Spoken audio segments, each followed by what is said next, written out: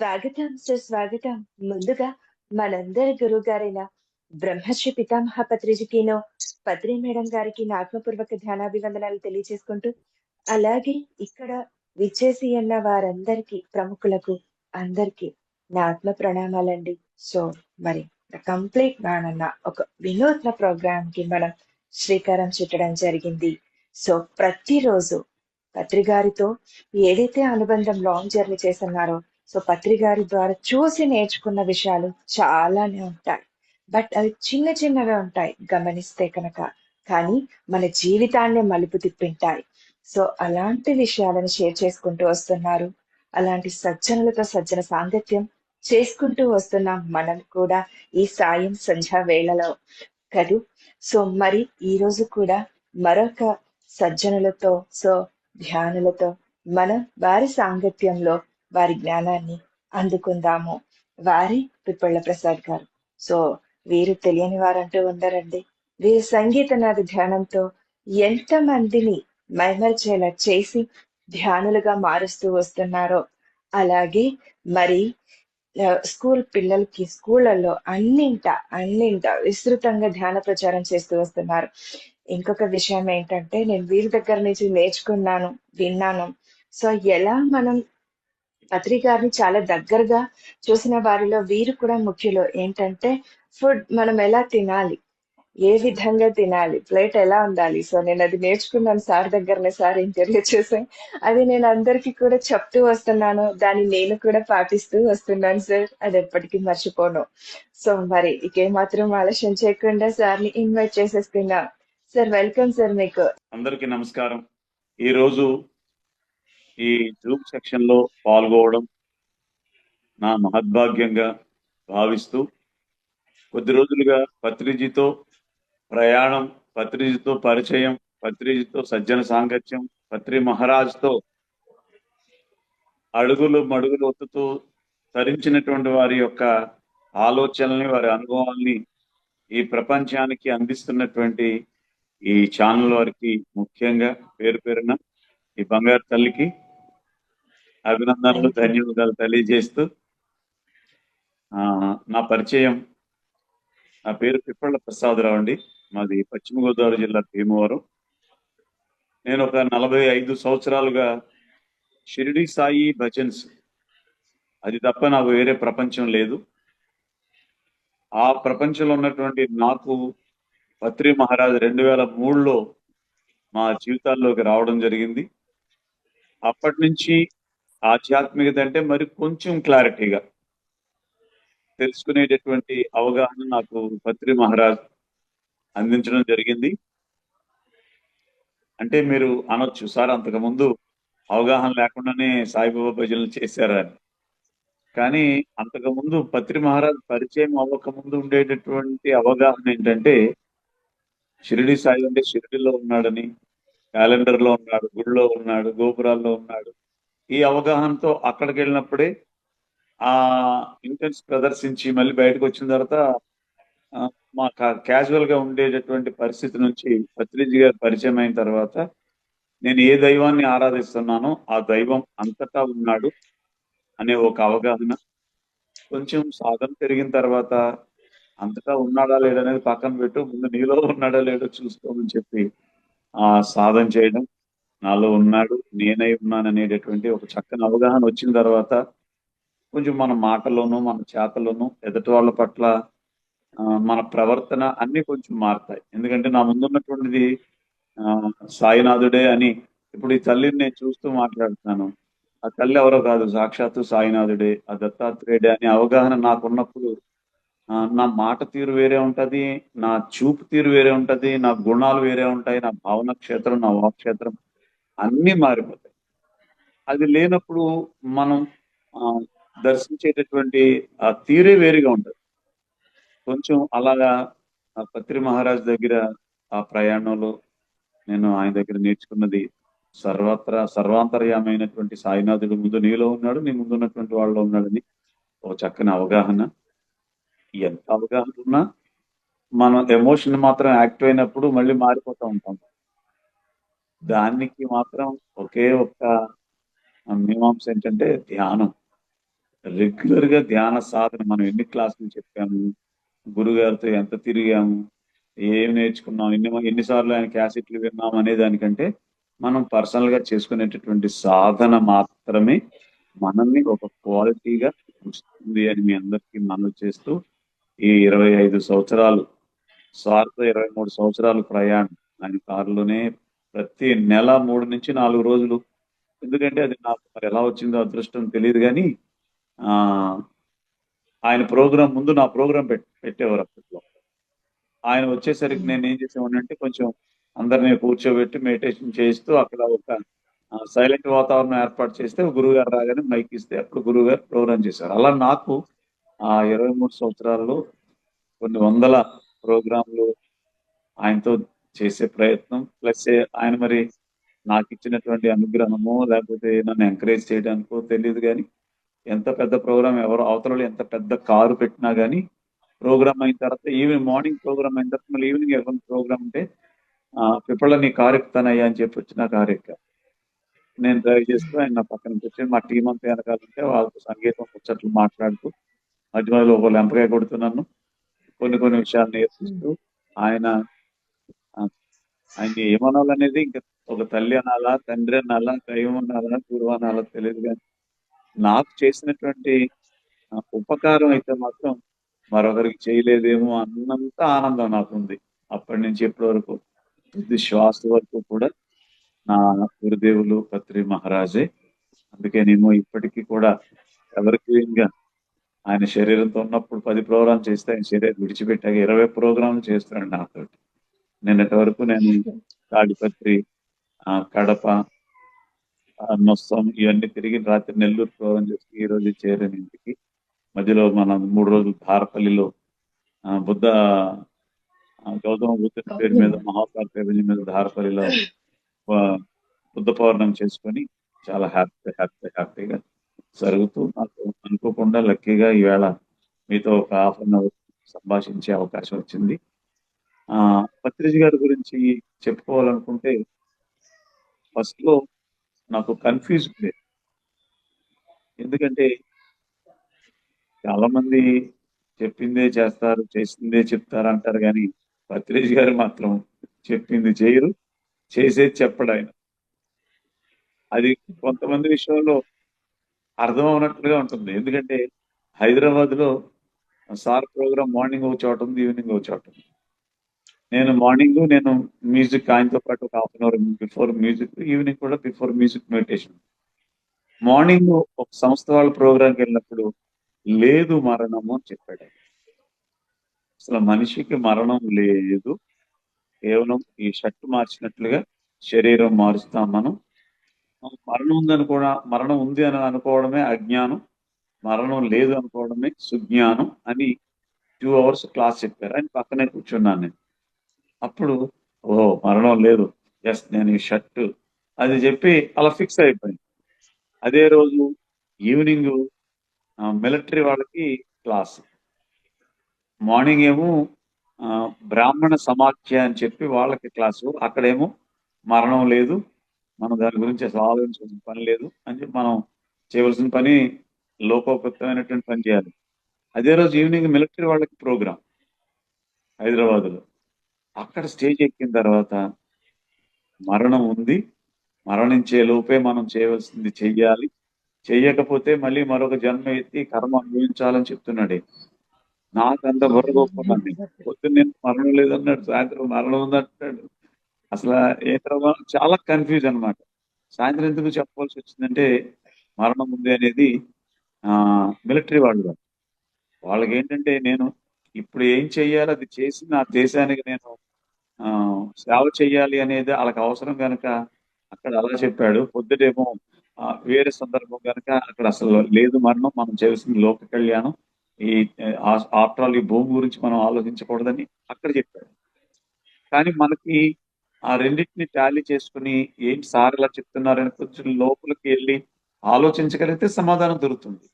కానీ మనం కొత్తవాడు ఎవడన్నా వచ్చి పొద్దుట 10 నిమిషాలు ఇన్నేసి సాయంత్రం 10 నిమిషాలు ఇన్నేసి వెళ్ళిపోతే వాడు 2 రోజులు బుర్ర పీక్కుంటాడు. ఎందుకంటే ఈయనేంట్రా పొద్దుటేమో మరణం లేదన్నాడు, సాయంత్రం మరణం ఉందన్నాడు. అలా పత్రి మహారాజుని ఆ, గమనించడం కంటే ఆయన్ని మనం జీర్ణించుకుంటే ఇంకా మంచిది. ఆయన అర్థం చేసుకోవాలని ప్రయత్నం కొద్ది రోజులు చేశాను నేను. నా బుర్రంతా హీట్ హ్మ్. ఎక్కింది తప్ప ఉపయోగం లేదు.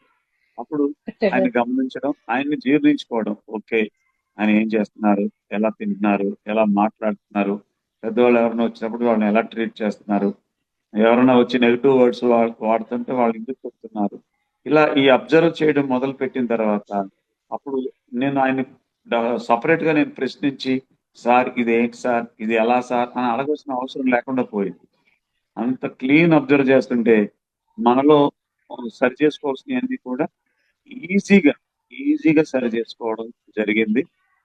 నేను అలా గురుగారికి నేను ఏం చెప్పి రుణం తీర్చుకోవాలనేది నాకైతే తెలియదు కానీ నాకైతే నా జీవితంలో ఆయన చెప్పినటువంటి శ్వాస మీద ధ్యాస, శాకాహార జగత్తు, పిరమిడ్ జగత్తు కోసం తుది శ్వాస వరకు వర్క్ చేస్తే ఆయన కనీసం 1% అని ఆయన రుణం తీరుతుంది అని ఒక చక్కని భావనతో నేను తిరుగుతున్నాను.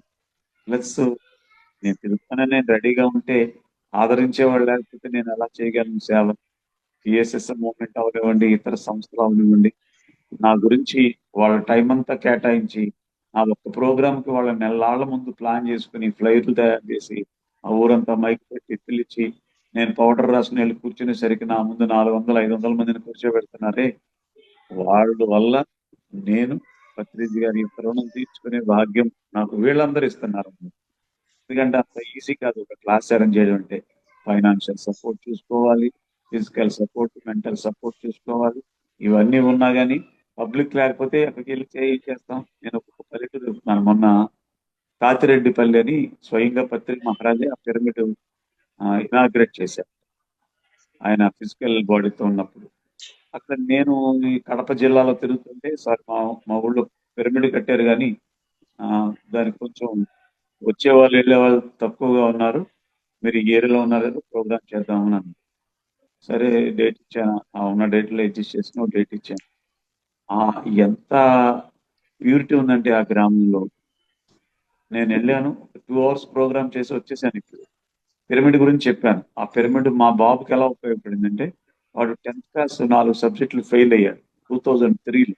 నేను వచ్చిన వచ్చిన సంవత్సరమే బాబు అలా 10th క్లాస్ 4 సబ్జెక్ట్స్ ఫెయిల్ అయితే ఎవరో చెప్పారు, పిరమిడ్ లో కూర్చుని ధ్యానం చేసి చదివినా అది పిల్లలకు బాగా ఉపయోగపడుతుందంటే 250 రూపాయలు పెట్టి పిరమిడ్ కొని ఇంట్లోనే హ్యాంగింగ్ చేసి వాడిని అక్కడ చదువుకోమంటే సప్లిమెంటరీలో 4 సబ్జెక్ట్స్ పాస్ అయ్యాడు. కానీ స్వల్ప మార్కులతోటి.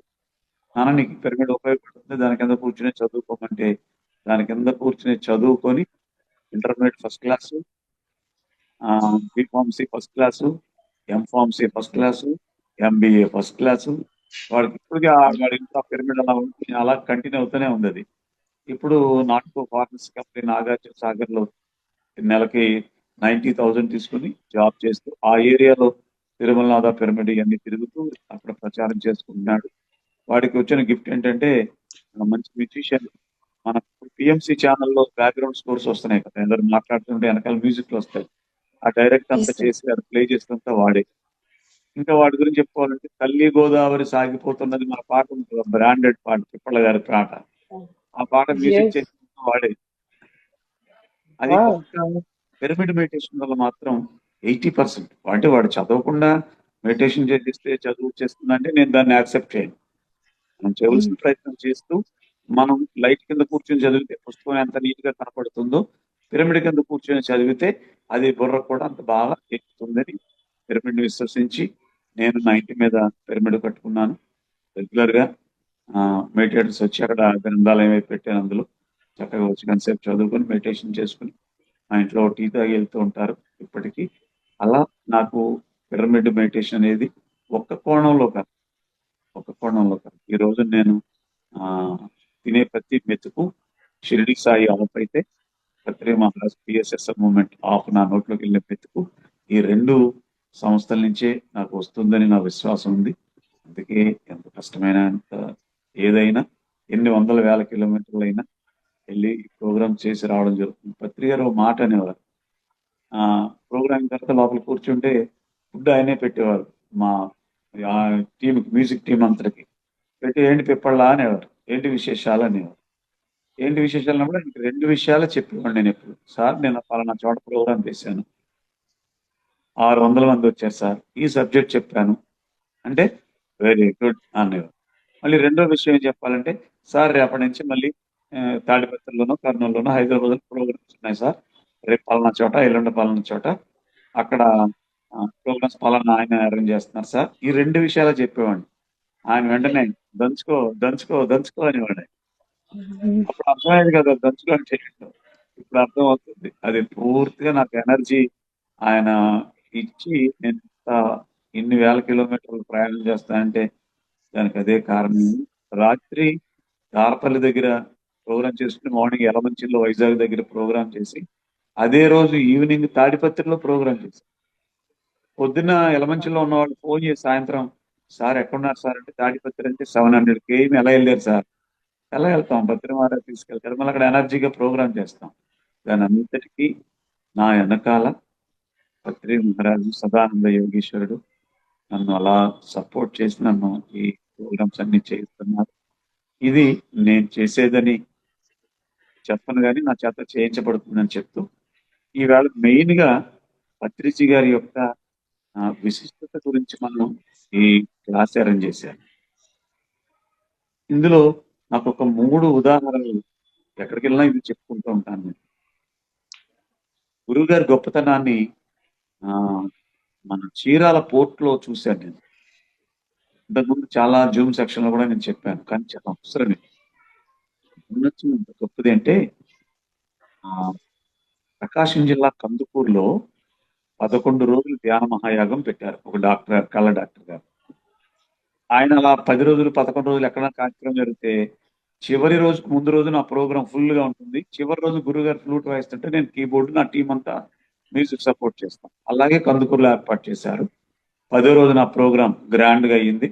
11వ రోజు గురువు గారు వస్తారు. మాకు లాడ్జ్ ఇచ్చారు. అక్కడ రెస్ట్ తీసుకుంటే ఫోన్ చేశారు డాక్టర్ గారు.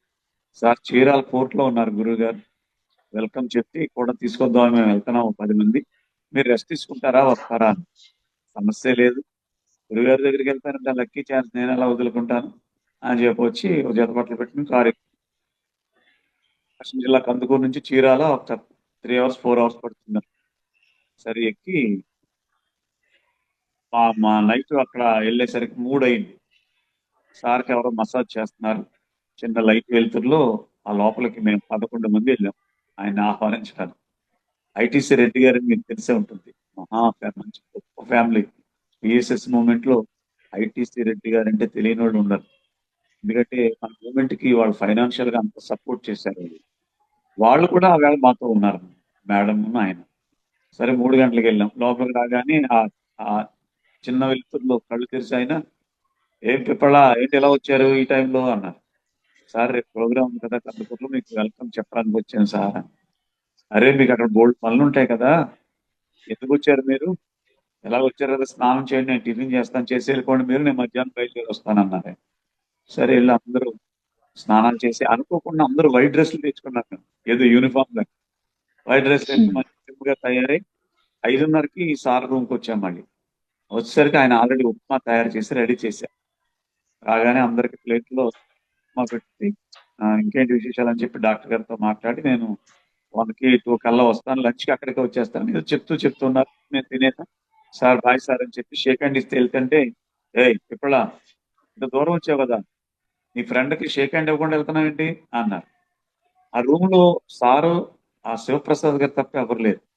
నేను ఎవరికి ఇవ్వాలి షేక్ హ్యాండ్ అని అటు ఇటు చూస్తుంటే అరే సముద్రుడు నీ కోసం ఎదురు చూస్తున్నాడు వెళ్ళు ఒక షేక్ హ్యాండ్ ఇచ్చేళ్ళు అన్నాడు ఆయన. చీరాల సముద్రం.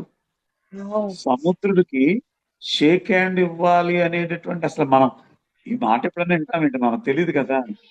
సముద్రుడికి కూడా షేక్ హ్యాండ్ ఇవ్వచ్చా అని అలా చూస్తుంటే సరే నేను కూడా వస్తాను అని చెప్పి ఆయన కూడా మాతో బయలుదేరారు. ఆ సముద్రం కెరటాలు వస్తున్నాయి. మేము ఆ లోపల నడుస్తూ సార్ ఏం చేస్తున్నారంటే కెరటం వచ్చినప్పుడు అలా కెరటానికి అలా చేయి పెడుతున్నారు.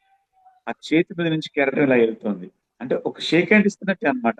ఎంత బాగుంది ఆ సన్నివేశం. అలా వెళ్తుంటే వెళ్ళి ఒకసారి వెనక్కి తిరిగి చూశారు. మేము ఎవ్వరం దిగలేదు. ఎందుకు దిగలేదు? అందరూ వైట్ డ్రెస్లు వేసుకున్నాం మంచి నీట్ గా. ఆ వాటర్ దిగితే ఎక్కడ ఖరాబ్ అవుతాయని దిగట్లేదు. అదే రండి అన్నారు. వస్తాం సార్ అన్నా దిగట్లేదు. ఒక్కసారి 4 అడుగులు పైకేసి ఒక్కొక్కటి కాలర్ పట్టుకుని ఒక్క ఇసిరిసారు వాటర్ లో. సెల్ ఫోన్ తో సహా అందరం వాటర్ లో పడ్డాం 11 మంది. సరే ఆ 4 కెరటాలు లోపలికి తీసుకెళ్లారు. అందరూ చేయి పట్టుకుని ఇలాగా చైన్ మెడిటేషన్ అని చెప్పి ఒక అరగంట చేయించారు. యోగావన్ పద్యాలు ఆయన పాడారు, కొన్ని పాటలు నేను పాడాను, కొన్ని జోకులు ఆయన వేస్తున్నారు, మళ్ళీ మమ్మల్ని అడుగుతున్నారు, నవ్వుతున్నాం, చప్పట్లు కొట్టిస్తున్నాం, కేరింతలు. అలా జరుగుతుంటే ఆ గట్టు మీద నుంచి శివప్రసాద్ గారు వచ్చి, సార్ 12 అయింది సార్, రండి సార్ అన్నాడు. మేము మార్నింగ్ 6 గంటలకి సముద్రంలోకి వెళితే 12 గంటలు అయినటువంటి విషయం కూడా మాకు తెలియదు, మధ్యాహ్నం 12 అయినట్టు. అప్పుడు వచ్చేస్తాం ఓహో! శివ, నువ్వు రెడీ అవ్వ అని చెప్పారు గురుగారు. అని పిప్పలా బయలుదేరదామా అన్నాడు. సార్ మీ ఇష్టం సార్ అన్న. దగ్గర రా అన్నాడు. దగ్గరికి వెళ్ళా. ఎలా ఉంది అన్నాడు. చాలా చాలా సూపర్ గా ఉంది సార్ అంటే, అలా కాదయ్యా, ఇంకొకలా ఉంటే బాగుంటుందేమో అన్నారు. ఎలా సార్ అని. మనకి మొండెం వరకు అంటే కంఠం వరకు సముద్రం తడుపుతోంది, తల తడవాలన్నప్పుడల్లా మనం ఏం చేస్తున్నాం అన్నారు. ఆ కెరటం వచ్చినప్పుడల్లా ఇలా తల ఉంచుతున్నాం సార్, ఇలా ములుగుతున్నాం సార్ అన్నారు. అలా కాదయ్యా, ఇక్కడ వరకు సముద్రుడు తడుపుతూ ఉండగా ఇక్కడి నుంచి ఈ హెడ్ వరుణ దేవుడు తడిపితే ఎలా ఉంటది అన్నారు. పైకి చూసాం. మనం మంచి ఎండ సూర్యుడు కనపడుతున్నాడు. సార్ ఇప్పుడు ఎలా కుదురుతుంది సార్, వరుణ దేవుడు ఎలా వస్తాడు సార్ అని. ఏమోనయ్యా, రిక్వెస్ట్ చేద్దాం, మన మీద కరుణ ఉంటే వస్తాడు ఆయన అని చెప్పి ఈ చూపుడు వేలు పైకి పెట్టి, please I want rain, please I want rain అన్నాడు.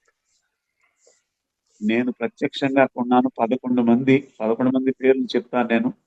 అంటే నేను చెప్పేది ఇంకా తక్కువ చెప్తున్నాను, వాళ్ళైతే ఏడ్చేశారనమాట అంతా. ఐ వాంట్ రెయిన్ అంటే ఎక్కడి నుంచి వచ్చినాయో మబ్బులు తెలియదు గాని క్షణాల్లో మబ్బులు వచ్చి కుంభవృష్టి కురుస్తోంది. మాకెవరికి కంటి చూపే గాని మాట లేదు. మళ్ళీ దగ్గరికి పిలిచాడు పత్రిజీ. ఇప్పుడా ఇప్పుడు ఎలా ఉంది అన్నారు. సార్ నేను షిరిడి సాయి సచ్చరిత్ర కొన్ని వందల సార్లు పారాయణం చేశాను. తుఫాన్ వచ్చి భక్తులందరూ ఇబ్బంది పడుతుంటే గ్రామస్తులందరూ బాబా దగ్గరకు వచ్చి ప్రార్థిస్తారు. అప్పుడు ఆ రాజు శాంతించి ఇబ్బంది పెట్టకని చెప్పి సాయిలా ఆకాశంలో చేయి పెట్టగాని తుఫాను క్షణాల్లో ఆగిపోయిందని నేను చదువుకున్నాను, ప్రత్యక్షంగా చూడలేదు. కానీ ఈ రోజు అలా ప్రకృతి మాతని శాసించి మిమ్మల్ని చూస్తుంటే ఆ షిరిడి సాయికి నేను ఎన్ని ప్రణామాలు తెలియజేయాలి సార్ అని చెప్పి ఆయన చేతులు పట్టుకుని ఈ లోపల మా వాళ్ళందరూ కళ్ళంట నీళ్లు పెట్టేసుకున్నారు. ఇటువంటి గురువు దగ్గర మేము ఉన్నామని. అప్పుడు పత్రిజీ గారు ఏమన్నారో తెలుసండి, ఇప్పలా నీకు సీక్రెట్ చెప్తానయ్యా అన్నాడు. సీక్రెట్ అన్నాడు కానీ అందరికి వినబడుతుంది. కానీ అలా హాస్యంగా మాట్లాడతారు కదా గురువు గారు. సార్ చెప్పండి అన్న. ఓరు పిచ్చోళ్ళారా, మీకు ఒక చిన్న బిల్డప్ ఇచ్చాను నేను ఐ వాంట్ రెయిన్ అంటే వర్షం రాలేదు, ఈ టైంకి వర్షం వస్తుందని తెలిసి నేను ఐ వాంట్ రెయిన్ అని మీ దగ్గర బిల్డప్ కొట్టాను అన్నాడు. మళ్ళీ అందరు చప్పట్లు కొట్టేసి నవ్వుకున్నాం. అయిపోయింది. కారు ఎక్కేసాం, గురుగారు వెళ్ళిపోయారు. మేము ఎదరు కారులో ఉన్నాం, వెనుక కారులో గురుగారు వస్తున్నారు. నాకేంటంటే ఎక్కువ ప్రయాణం ఎక్కువ చేస్తాను, 1000 కిలోమీటర్లు తిరుగుతూ ఉంటాను నేను క్లాసులకి. నాకు ధ్యానం కూడా కారులోనే కుదురుతుంది. కారు ఎక్కని డ్రైవర్ మొదలు పెడతాడు, నేను హాయిగా చేతి వేళ్ళలో వేలు పెట్టి ధ్యానం చేసుకుంటూ ఉంటాను. అలా నేను ధ్యానంలో కూర్చున్నప్పుడు మళ్ళీ నాకు ఈ సన్నివేశం అంతా గుర్తొచ్చింది. ఏ సన్నివేశం? ఆయన ఐ వాంట్ రెయిన్ అన్నప్పుడే వర్షం వచ్చింది, కానీ నాకు సంబంధం లేదు, నేను మీకు బిల్డప్ ఇచ్చాను అంటున్నాడు ఆయన. మేమందరం నవ్వుకున్నాం. ఎంత బిల్డప్ ఇచ్చినా అంత మండు టెండలో ఐ వాంట్ రెయిన్ అన్నటువంటి క్షణాల్లో వర్షం ఎందుకు వస్తుంది? ఇది గురువు గారి మెరాకిలే అని చెప్పి అనుకుంటూ, మరి ఎందుకు గురువు గారు అంత మెరాకిల్ చేసి కూడా నాకు సంబంధం లేదు అన్నట్లుగా ఉన్నారు అని నేను ఒకసారి ఆలోచన చేశాను మెడిటేషన్ లో. అప్పుడు నాకు వచ్చినటువంటి సమాధానం ఏంటంటే, గతంలో ఈ భూమి మీదకి వచ్చినటువంటి సద్గురువులందరూ ఎన్నెన్నో లోక కళ్యాణ కార్యక్రమాలు చేశారు. కాకపోతే ఏం జరిగింది? వాళ్ళు అసలు చెప్పింది ఏంటో మనం వదిలేసి ఎవరైనా చిన్న మెరాకిల్ చేస్తే వెంటనే ఆయన ఫోటో ఇంట్లో పెట్టేసి ఆయనకి కొబ్బరికాయలు కొట్టేసి పూజలు మొదలుపెట్టి భజనలు మొదలుపెట్టి స్తోత్రాలు మొదలుపెట్టి అసలు ఆ గురువు మనకి ఏం చెప్పాడో పక్కన పెట్టి వాళ్ళని ఆరాధించడం, పూజించడం మొదలుపెట్టాం దేవుడుగా. కానీ పత్రిజీ ఆయన దేవుడు అయినా గాని మనమందరం దేవుళ్ళమే అని గుర్తు చేయడానికి వచ్చినటువంటి ఒక గొప్ప యోగి పుంగవుడు గనక ఇంత మిరాకిల్ తన మీద వేసుకుంటే రేపటి నుంచి ఆయన ఫోటోలు కూడా పెట్టేసి ఆయనకు కూడా కొబ్బరికాయలు కొట్టేసి నివేదనలు పెట్టేసి అసలు విషయాన్ని పక్కన పాడేస్తామనేటటువంటి ఆలోచనతో ఆ సిద్ధత్వాన్ని ఆయన మీద లేకుండా నేను కేవలం బిల్డప్ ఇచ్చాను అని ఆయన తప్పించి తిరిగాడు. అయినా ఇప్పుడు కొంతమంది ఆయన మీద ఉన్నటువంటి ప్రేమతత్వం ఏంటో తెలియదు కానీ చిన్న చిన్న ఆరాధనలు మొదలు పెట్టేశారు. అప్పుడు ఆయనకు కూడా స్తోత్రాలు, ఆయనకు కూడా పాటలు మొదలు పెట్టారు. అంటే ఆయనకి అవసరం లేనిది కానీ మనకున్నటువంటి ఆయన మీద ప్రేమని అలా వ్యక్తం చేసుకున్నాం. అది కూడా కొంతవరకు తప్పు లేదేమో తెలియదు కానీ కానీ ఆయనకైతే ఆయన్ని పూజించడం కానీ ఆయన్ని ఆరాధించడం కానీ ఆయనకు అవసరం లేదు. ఆయన ఏదైతే చెప్పారో అది మనం ఆచరిస్తేనే పత్రిజీ గారికి చాలా ఇష్టం తప్ప పత్రిజీ గారి ఫోటోలు పెట్టుకున్నామా, పత్రిజీ గారి విగ్రహాలు పెట్టుకున్నామా అని ఆయనకు అవసరం లేదు. ఆయనకు కావాల్సిన నాలుగే నాలుగు మన నుండి ఆశించాడు ఆయన. ఒకటి, ధ్యాన జగత్తు చేసే దాంట్లో మనం ఎంతవరకు మన పాత్ర ఉంది. రెండవది, శాకాహార జగత్తులో మనం ఎంతవరకు మన పాత్ర ఉంది, ఎంతమందిని శాకాహారులుగా తీర్చిదిద్దుతున్నాము. మూడవది, పిరమిడ్ జగత్ మన ద్వారా ఎన్ని పిరమిడ్లు వచ్చినాయి. నా అదృష్టం ఏంటంటే నేను ఏ ఏ గ్రామాల్లో ప్రోగ్రామ్ చేశానో అన్ని గ్రామాల్లో కూడా పిరమిడ్లు వచ్చినాయండి. ఈ రోజు ఆ పిరమిడ్ల దగ్గరికి వెళ్ళి సార్ మీరు ప్రోగ్రామ్ చేసిన తర్వాత మేము పిరమిడ్ కట్టుకున్నామని చెప్తుంటే అసలు నా ఆనందానికి అవధులు లేకుండా ఉంది. ఇక నాలుగవది ఉందండి, సేవా జగత్తు. సేవ చేయి, ప్రకృతికి సేవ చేయి, నాలుగు మొక్కలు నాటు, ఎవరన్నా ఇబ్బందుల్లో ఉంటే వాళ్ళ ఇబ్బందులు తీర్చి వాళ్ళకి ధ్యానం గురించి చెప్పు. సేవకి చాలా చాలా పెద్ద పీట వేశాడు ఆయన. సేవా జగత్ గురించి మాకు కారులో ఎన్ని కోణాల్లోనో చెప్పేవాడు ఆయన. సేవా జగత్ అంటే కేవలం నీ డబ్బు పట్టుకొచ్చి వాళ్ళకి పెట్టేసి అంత అవసరం లేదు. నీ దగ్గర ఉందా, నీ ధనాన్ని ఆ వాళ్ళకి నీకంటే తక్కువ స్థాయిలో ఉన్నటువంటి వాళ్ళకి వినియోగించు, అలా సేవ చేయి. నీ దగ్గర ధనం లేదా, మంచి మాటలు చెప్పి వెళ్ళు, అమ్మా ధ్యానం చేసుకుంటారా, శాకాహారులుగా ఉండండిరా, మీ జీవితం హ్యాపీగా ఉంటుందని. వాళ్ళు విన్నారా, వాళ్ళు వినలేదా నీకు అవసరం లేదు. నీ ధర్మం నువ్వు చెప్పడమే. మూడవది, అమ్మ పిరమిడ్ కట్టుకుంటారా, పిరమిడ్ బోల్డ్ శక్తి ఉంటుంది అని ఆ పిరమిడ్ జగత్తులో పాలు పంచుకో. అంటే నువ్వు సేవా జగత్ అంటే నీ ధనాన్ని వినియోగించవలసిన అవసరం లేదు. కానీ నీ దగ్గర ఉంటే ధనాన్ని కూడా సేవా జగత్తుకు వినియోగించాలి అని చెప్పినటువంటి ఒక గొప్ప యోగి పుంగవుడు. మరి నడయాడే దేవుడు, మనం కూడా నడయాడే దేవుళ్ళు అని మనకు గుర్తు చేసినటువంటి గొప్ప యోగి పుంగవుడు పత్రి మహారాజ్. ఎన్నో పర్యాయాలు ఆయనతో దెబ్బలు తిన్నాను. ఎందుకంటే మనకి మాట్లాడడం రాదు. ఇందాక మేడం అనేసారు భోజనం చేయడం రాదు పిప్పల గారికి, భోజనం చేయడం కూడా పత్రిక గారికి నేర్పారు. అది 100% వాస్తవం. నాకు నిజంగా భోజనం చేయడం అంటే భోజనం చేయడం అంటే ప్లేట్లో పెట్టి కలుపుకొని తినేసి సగం తిని సగం వదిలేసి అలా అనుకున్నాను నేను. కానీ భోజనం చేయడం కూడా ఒక యజ్ఞమే, వంట చేయడం కూడా ఒక యజ్ఞమే, మోటార్ సైకిల్ నడపడం ఒక యజ్ఞమే, పాటలు పాడడం ఒక యజ్ఞమే, కుటుంబంతో కలిసి వాళ్ళ యొక్క ఇగో దెబ్బతినకుండా మనం ప్రవర్తించడం కూడా ఒక యజ్ఞమే. కానీ ఎస్. మనం అవన్నీ పట్టించుకోం. ఏదో పెద్ద ప్రపంచానికి ఏదో పొడి చేసి ఉద్ధరించేసినట్లు ఊరంతా తిరిగి అందరికి నీతులు చెప్పి ఇంటికి వచ్చిన తర్వాత మన విశ్వరూపాలు చూపిస్తాం ఇంట్లో ఉన్నటువంటి ఆడవాళ్ళు. ఏమి అది చేసినప్పుడు బూడిదలో పూసిన పన్నీర్ అయిపోతుంది. అందుకని నువ్వు బయట ప్రపంచానికి నువ్వు ఎంత నటిస్తూ, ఎంత జీవిస్తూ, ఎంత ప్రేమను కురిపిస్తావో దానికి 1000 రెట్లు నీ కుటుంబ ధర్మం, నీ కుటుంబం వాళ్ళకు కూడా అది ఇవ్వాలి. అలా ఇచ్చినప్పుడు నువ్వు బయట చేసే కార్యక్రమం విజయవంతం అవుతుంది. నా భార్యని ఎంత చిరాకు పడేవాడిని నేను ఒకప్పుడు. ఎందుకంటే నాకు వంట చేసి పెట్టడానికి వచ్చింది, నాకు కట్నం కూడా ఇవ్వలేదు. ఇలా రకరకాలుగా అలా ఆలోచనలు ఉండేవాడిని. అసలు ఆవిడే లేకపోతే నేను ఈ ప్రపంచానికి ఇంత ధ్యానం, ఇన్ని లక్షల మందికి ధ్యానం చెప్పగలిగేవాడినా? ఒకసారి ఆలోచించేయండి. ఆ తల్లి నాకు ఇంట్లో బట్టలు ఉతికి అన్ని రెడీ చేసి బ్యాగులో సర్ది మీరు వెళ్ళి ప్రపంచానికి ధ్యానం చెప్పారని నేను చెప్పకపోతే నేను అసలు ఈ పని చేసేవాడినా? అది నాకు ఎలా వచ్చిందంటే పత్రిజీ గారి పత్రిజీ గారి మాటల ప్రభావం, పత్రిజీ గారి చేతల ప్రభావం. చాలా మంది అంటారు ఆయన కోపిష్టి కోపం కొడతారు. ఆయన ఎప్పుడు ఎవరిని కొట్టలేదండి ఆయన. మనకున్నటువంటి నెగిటివ్ ఆరాని, మనకున్నటువంటి నెగిటివ్ ఆలోచనని ఆయన కొట్టారు. అది తెలిస్తే బ్రహ్మానందం, తెలియకపోతే అమాయకత్వం అంతే. నన్ను కొట్టారు చాలా మంది వెళ్ళిపోయారు. గురుగారు చేయి చేసుకున్నారని చెప్పి సొసైటీలో లేకుండా వెళ్ళిపోయారు. మరి నన్నైతే 200 మంది ముందు 11 లెంపకాయలు కొట్టారు కదా ఆఖరిలో. గతంలో చాలా సార్లు చెప్పాను. 11 లెంపకాయలు 200 మంది ఆడవాళ్ళ ముందు. ఆ 200 మంది ఆడవాళ్ళలో నా శిష్యులు ఉన్నారు. అంటే నా భజనలు ఫాలో అయ్యే వాళ్ళు ఉన్నారు. వాళ్ళ ఎదురుగుండా కొట్టాడు ఆయన. అలా ఓర్చుకున్నాను. ఓర్చుకున్నటువంటి ఒక్క రోజులోనే నాకు సమాధానం దొరికింది. నాకెంతో ఇగో, నాకెంతో అహంకారం. గోల్డ్ మెడల్స్ వచ్చినాయి, సన్మానాలు వచ్చినాయి, బిరుదులు వచ్చినాయి. ఇవన్నీ నన్ను పట్టి లాగుతున్నాయి. అరే అవన్నీ నీకు అవసరం లేదురా, వస్తాయి, నువ్వు చేయవలసింది నువ్వు చేయరా అని చెప్పి నాలో ఉన్నటువంటి ఇగోను కొట్టాడు, కానీ నన్ను కొట్టలేదు ఆయన అని చెప్పి నేను ఆ రోజు ఓర్చుకున్నాను.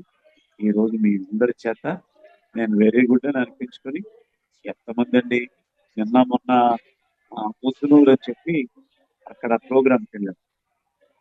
పిరమిడ్ నేను వెళ్ళి శంకుస్థాపన చేసిన 23 రోజుల్లో పిరమిడ్ అయిపోయింది. ఆ పిరమిడ్కి నన్ను ప్రోగ్రాం పిలిస్తే వాళ్ళ ఇంట్లో నాకు ఆతిథ్యం ఇచ్చారు. అయ్యా నేను ఎక్కడ రెస్ట్ తీసుకోవాలి అని అడిగితే, గురుగారు ఎక్కడేంటండి, మా బెడ్రూమ్ మీ గురించి రెడీ చేశామని చెప్పి ఏసీ ఆ తల్లిదండ్రులు అంటే ఆ భార్య భర్తలు ఇద్దరు సోఫాలో బయట పడుకొని నాకు వాళ్ళ ఏసీ రూమ్ ఇస్తే అది ఎవరికి సాధ్యం అండి? ఏం చేశాను వాళ్ళకి నేను? కేవలం నా దగ్గర ఉన్నటువంటి నా గురువు ఇచ్చినటువంటి ఆ శ్వాస మీద ధ్యాసని వాళ్ళకి పంచాను. కానీ ప్రకృతి చూశారు, వాళ్ళ బెడ్రూమ్ కూడా నాకు కేటాయించి వాళ్ళు కింద పడుకుంటున్నారంటే నేను ఫ్యూచర్ లో ఇంకా ఎంత వర్క్ చేయాలని, రోజు రోజు నన్ను ఎవరు ఆహ్వానిస్తారు, నేను ఎంత ధ్యాన ప్రచారం చేయాలా, శాకాహార ప్రచారం. ఎందుకంటే పత్రిజీ నాకు చెప్పాడు, ఒరే నువ్వు చెప్తే శాకాహారం గురించి ఎక్కువ మంది వింటారా, ఎక్కువ మంది ఫాలో అవుతారా, ఎక్కువ మంది శాకాహారులుగా మారుతారా అన్నాడు ఆయన. ఎందుకన్నాడో నాకు అర్థం అవ్వాల. నాకు ఏదైనా బిల్డప్ ఇస్తున్నాడేమో అని అనుకున్నాను. కానీ ఇప్పుడు అర్థమైంది ఏంటంటే నాకు కొన్ని టిప్స్ దొరికినాయి. డైరెక్ట్ గా వెళ్ళి శాకాహారులే అవ్వాలి, మాంసాహారులు రాక్షసులు అని మనం చెప్తే వాళ్ళు వినవలసిన అవసరం లేదు. మాంసాహారులు కూడా దేవుళ్ళే, కానీ వాళ్ళ మాంసం తినే దేవుడు.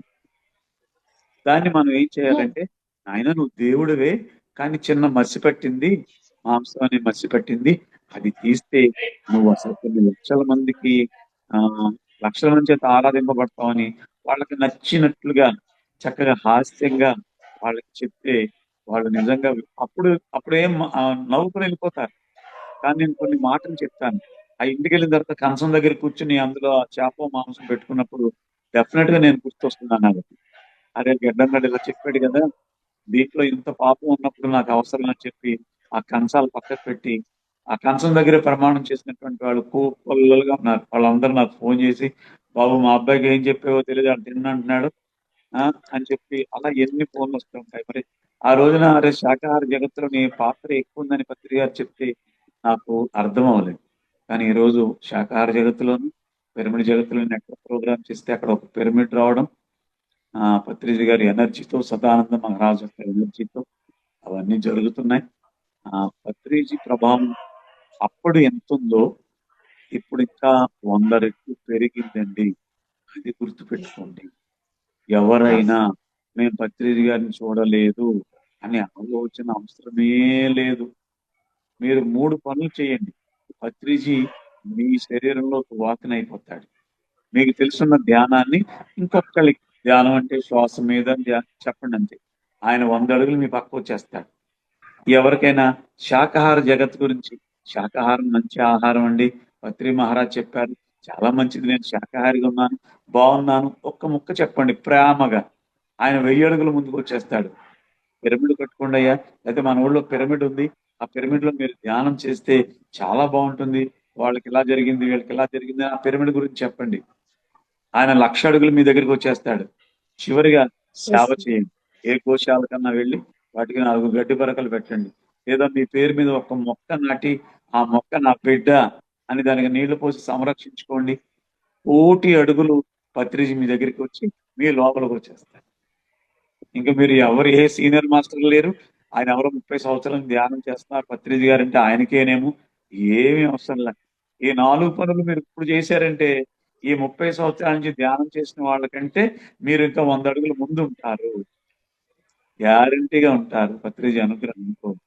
అందుకని ఈ పిరమిడ్ జగత్తులో, శాకాహార జగత్తులో, ధ్యాన జగత్తులో, సేవా జగత్తులో ఎవరైతే అడుగేస్తారో వాళ్ళ జీవితం 3 పువ్వులు 35 కాయలుగా ఉంటుందని మనం చేస్తూ మరి ఈ రోజు ఈ జూమ్ సెక్షన్ లో నా గురుదేవుడు, మన గురుదేవుడు, జగద్గురుదేవుడు పత్రి మహారాజ్ గురించి మననం చేసుకునేటటువంటి అవకాశం ఇచ్చినటువంటి ఆ ప్రకృతి మాతకి శరణు వేడుతూ ఎవరైనా ఏదైనా మాట్లాడాలి అనుకుంటే చక్కగా ఒక 5-10 నిమిషాలు మాట్లాడితే Yes, మనం sir.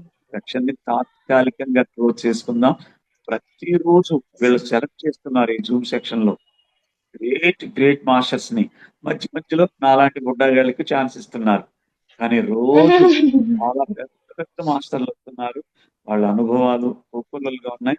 నాకు ఈవేళ ఎంత హ్యాపీ అంటే మరి ఈ జూమ్ సెక్షన్ వాళ్ళేమో నాకు తెలియదు కానీ ఆ ఆంజనేయ శర్మ గారని పత్రిజీ గారికి చాలా ఇష్టమైనటువంటి మహానుభావుడు. 2015లో ఆయన సమాధి చెందారు. ఆయన సమాధిని కూడా సదానంద యోగేశ్వర సమాధిలాగా కర్నూలుకి 40 కిలోమీటర్ల దూరంలో చాలా గొప్పగా ఆరాధన చేస్తున్నారు. సమాధి చెందిన రోజు రేపు 2, 3, 4 తారీఖుల్లో నేను ఆయన సమాధి దగ్గర ప్రోగ్రామ్ చేయాలని ఎప్పటి నుంచి అనుకున్నాను. నాకు ఈవేళ టక్ మని ఫోన్ వచ్చి గురుగారు 3 రోజులు మీరు ధ్యానం చేయించాలి మాతో మ్యూజిక్ మెడిటేషన్ అని చెప్పి అది కన్ఫర్మ్ అయింది ఈ రోజు. ఆంజనేయ శర్మ గారికి ఆయన కూడా చాలా గొప్ప యోగి పుంగవుడు. ఆయన కూడా అందరినీ కొట్టు తిట్టేవాడు ఆయన. కానీ ఆయన ఎవరిని కొట్టినా ఎవరిని తిట్టినా వాళ్ళ జీవితం ఆ క్షణం నుంచి మారిపోయేది. నాకు ఆయన బుక్ కూడా చదివాను. ఆయనతో ఒక్కసారి 2 సార్లు కర్తాల్లోనే నేను ఆయన రూమ్ లో ఆయనతో పాటు పట్టుకునే అవకాశం వచ్చింది నాకు ఇక్కడ. మరి తప్పనిసరిగా అందరూ ధ్యాన జగత్, పిరమిడ్ జగత్, శాకాహార జగత్, సేవా జగత్తులో మీ వంతు కృషిని చేస్తూ మీ కర్తవ్య నిర్వహణలో మీరు పాల్పంచుకోవాలని మీ అందరినీ వేడుకుంటూ ఎవరైనా నాతో మాట్లాడాలనుకుంటే చక్కగా 5 నిమిషాలు మనం షేర్ చేద్దాం. మీరు Yes. హ్యాండ్ రైజ్ చేస్తే అమ్మ thank you sir. Thank you so much. Yes sir, ఈ రోజు మనతో శ్రీధర్ గారు కూడా ఉన్నారు. పూర్ణాత్మ అవును. శ్రీధర్ గారు కూడా. సో వారి సాంగత్యం ఇక్కడ మనం చేద్దాం మరి. వారి Yeah, yeah. ఏం నేర్చుకున్నారు ఏంటి అని చెప్పేసి. సో సార్ శ్రీధర్ గారు, నమస్తే అండి. సార్ వెల్కమ్ సార్, మీకు ఈ శ్రీ శక్తి పిరమిడ్ మెడిటేషన్ ఛానల్ కు welcome sir. Thank you madam. Sir please sir video, sir మీకు ఇబ్బందిగా లేకపోతే వీడియో ఆన్ చేసుకోండి సార్. గ్యాస్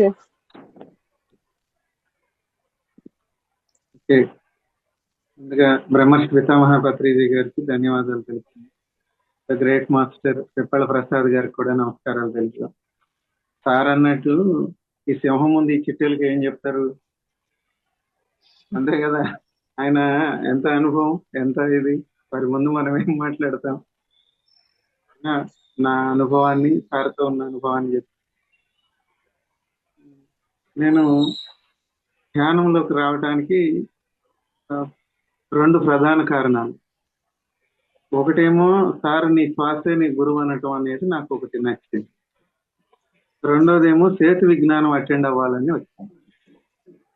మా ఫ్రెండ్ రాము గారు, ఎంఎల్ రాము గారు, ఐడియా ఉండే ఉంటుంది.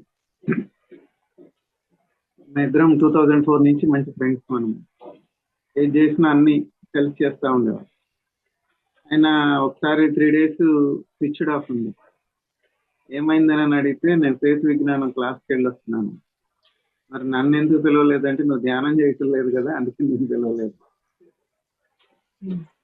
అంటే నేను అన్నా, అట్లన్నా అయితే ధ్యానం చేస్తానని అలా చెప్తున్నారా అంటే ఆయన అప్పుడు ధ్యాన జగత్ అని ఉంది, ధ్యానాంధ్రప్రదేశ్, అది తీసుకొచ్చి చూపించారు. దాంట్లో 40 days మెడిటేషన్ చేసిన వాళ్ళే దానికి అర్హులు అనేది. శాకాహారం అంటే నో ప్రాబ్లం, ఎందుకంటే నేను పుట్టి పెరిగినది ఒక 14 సంవత్సరాల వరకు శ్రీ వైష్ణవ సాంప్రదాయంలో కరుడు కట్టిన ఊరు, అందుకని శాకాహారులు. దాని గురించి ప్రాబ్లం ఉంది. మంచిగా శాకాహారమే తింటుంటాం, అదేమో పెద్ద ప్రాబ్లం ఉంది. సరే ఇప్పటి నుంచి అయితే ధ్యానం చేస్తాను అని 2010 అక్టోబర్ 22 నుంచి నేను ధ్యానం స్టార్ట్ చేశాను. సరే అమరావతి ధ్యాన మహాచక్రానికి వచ్చినప్పుడు నాకు ఒక చిన్నప్పటి నుంచి నాకు ఒక మా ఊరిలో శ్రీరంగనాథ స్వామి టెంపుల్ ఉంది. అది ఒక 200 సంవత్సరాల క్రితం దాదాపుగా. శ్రీరంగం నుంచి మా ఊరు వరకు 650 700 కిలోమీటర్లు ఉంటుంది. అక్కడి నుంచి శ్రీరంగంలో ఏ విగ్రహం ఉన్నదో అలాంటి విగ్రహాన్ని 7 అడుగులు ఉంటుంది అనుకుంటాను సుమారుగా. అక్కడి నుంచి కింద పెట్టకుండా భుజాల మీద పెట్టుకుని మోసుకొచ్చారు. అంటే వీళ్ళు ఎంత స్ట్రాంగ్ గా ఉంటారు. అయితే ప్రతి సంవత్సరం శివరాత్రికి ముందు పౌర్ణమిలో ఆయనకి 9 రోజులు కళ్యాణం జరుగుతుంది.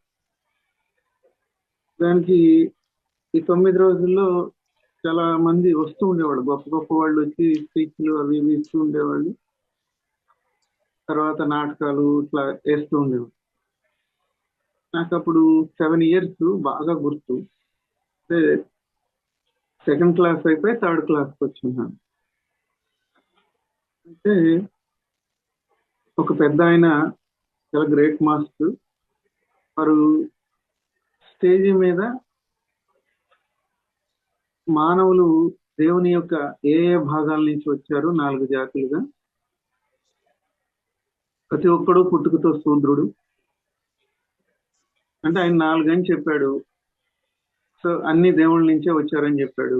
అవి అప్పుడు పూర్తిగా తెలియదు కానీ పుట్టుకతో శూద్రుడు, పెరుగుతున్న కొందికి వైశ్యుడు, ఆ తర్వాత క్షత్రియుడు, ఆ తర్వాత విద్య నేర్చిన తర్వాత బ్రాహ్మణుడు. అది దాని అర్థం. అది వారు చెప్పింది. వారు చాలా బాగా చెప్తున్నాడు అని చెప్పేసి ఇక్కడ స్టేజీకి దగ్గరలో నుంచి వింటూ ఉన్నప్పుడు అయిపోయింది, వాళ్ళు దిగుతున్నారు. చింపిరి జుట్టుతో ఒక పిల్లవాడు ఆ స్టెప్స్ దగ్గర నిలబడి ఉన్నాడు. వాడు నాకంటే చిన్నవాడు. స్పృశ్యత అప్పట్లో మా ఊర్లో బాగానే ఉండేది. సరే అది ఎవరు పట్టించుకోలేదు. వాడు కొంచెం అమాయకంగా ఉండేవాడు. ఆ నిలబడి చూస్తున్నాడు. ఏమిటా మెట్లు దిగుతూ జరుగు అంటరానోడా అని. కానీ నాకు ఒక్కసారి ఇప్పుడు దాకా స్టేజీ మీద ఏం చెప్పారు, వీళ్ళు ఏం పాటిస్తారు, ఈ టెంపుల్స్కి వెళ్ళకూడదు, ఇట్లాంటి వాళ్ళని నమ్మకూడదు, గురువులు అనేవాళ్ళు వీళ్ళంతా కొట్టి మోసగాళ్ళు అని ఒక అభిప్రాయం ఏర్పడి మా ఊరు టెంపుల్లో కూడా వెళ్ళటం బంద్ చేసి నేను. ఎందుకంటే మా ఊరు టెంపుల్లోకి మేము లోపలికి వెళ్ళొచ్చు, గర్భగుడి కాదు కానీ ఆ లోపలికి వెళ్ళొచ్చు, చాలా మంది రావడానికి ఉండేది. ఇప్పుడు వస్తున్నారులేండి, ఇప్పుడు మారినాయి. అప్పటి పరిస్థితి 84లో ఉన్న పరిస్థితి. ఇంకా అప్పటి నుంచి నేను ఎక్కడికి టెంపుల్స్కి వెళ్ళేవాడిని. గురువులు, ఆధ్యాత్మిక గురువులు అది ఇది అంటే అసలు నాకు పట్టేది. నేను ఒక్కటే చేసే పనిలో దైవాన్ని చూడాలి అంతే, అదే ఉండేది.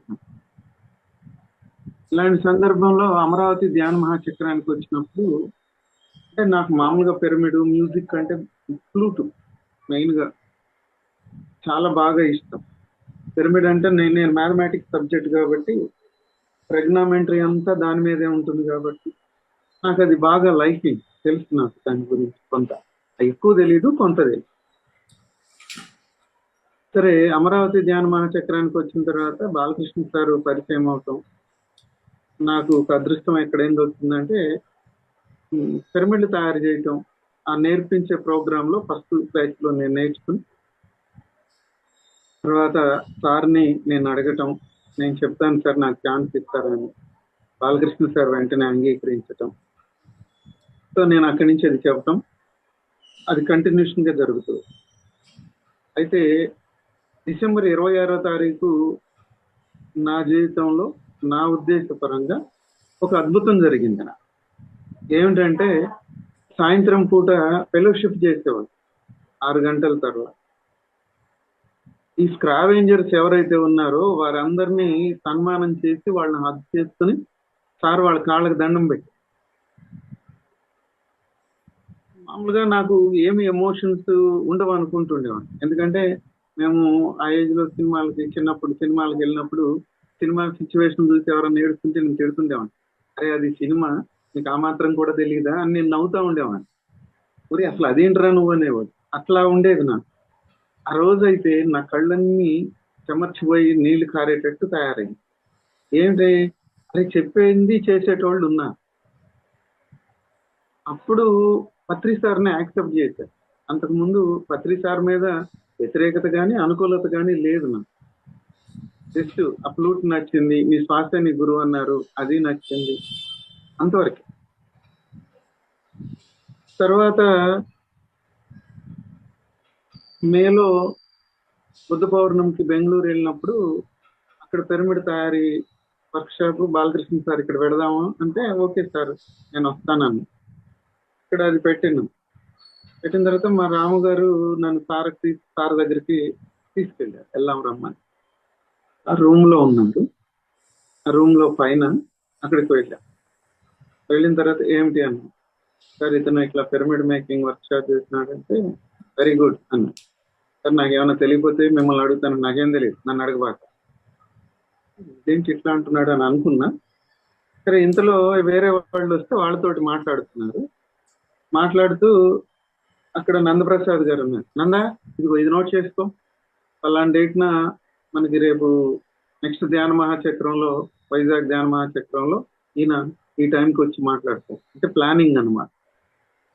ముందు నుంచి ఎంత అద్భుతంగా ప్లానింగ్ చేస్తే దాని అవుట్పుట్ అంత అద్భుతంగా ఉంటది అని నాకు ప్రాక్టికల్ గా అర్థమైన అంశం. ఇందాకటిది ఒకటేమో చెప్పింది చేయక, ఇప్పుడు వస్తేనేమో ప్లానింగ్. అంటే మనం రేపనంగా ఇవాళ చేసి అడాదుడి పడుతూ అది అటు మార్చి ఇటు మార్చి ఏదేదో అయ్యేదానికంటే ఆయన ఎంత అద్భుతంగా ముందు నుంచే ఎంత ప్లానెడ్ గా ఉంటారు. ఇదిగో వీరి క్లాసు పలానా రోజు అక్కడ ధ్యాన మహాచక్రం రాసుకో అనగానే నందా గారు వెంటనే టకటక రాసుకునేవారు. బుక్లు ఉండేది ఆయన దగ్గర, అది రాసు. అంటే మనం ప్లానింగ్ ఎంత ముందు నుంచి చెయ్యాలి అన్నదాన్ని. తర్వాత వైజాగ్ ధ్యాన మహాచక్రంలో పిరమిడ్ మేకింగ్ అక్కడ కూడా పెట్టినాము. అక్కడ హాస్టల్ హీలింగ్ ఫస్ట్ స్టార్టింగ్. అంతకుముందు అది జూన్ జూలైలో చేసాం. ఇప్పుడే కొత్తగా స్టార్ట్ అయింది. ఇంకా ధ్యాన మహాచక్రంలో అంటే వైజాగ్ ధ్యాన మహాచక్రం. అయితే అక్కడ చేస్తానికి మీరు దాంట్లోనే ఒక పక్కన ఈ పిరమిడ్ మేకింగ్ కి ఛాన్స్ ఇచ్చారు. అయితే సరే సారు స్టార్టింగ్ లో వచ్చినప్పుడు సార్తో పాటు ఇక్కడ మనం కూడా ఉందామని నేను వెళ్ళాను. ఒక 5 నిమిషాలు అది స్టార్ట్ అయిపోయిన తర్వాత నేను వచ్చేది. ఎందుకంటే ఇక్కడ ఎవరన్నా వచ్చి ఉంటే వాళ్ళకి నేర్పించడానికి రెడీగా ఉండాలి కదా. ఒక 2 మాత్రమే ఉన్నారు నేర్చుకోవడానికి. అమరావతి ధ్యాన మహాచక్రంలో ఏంటంటే కరెక్ట్ గా మాది స్టేజీకి ఆపోజిట్ బుద్ధ విగ్రహానికి నుంచి లోపలికి వచ్చేటప్పుడు స్టార్టింగ్ లో ఉండేది. సో విపరీతంగా పబ్లిక్ వస్తుంది.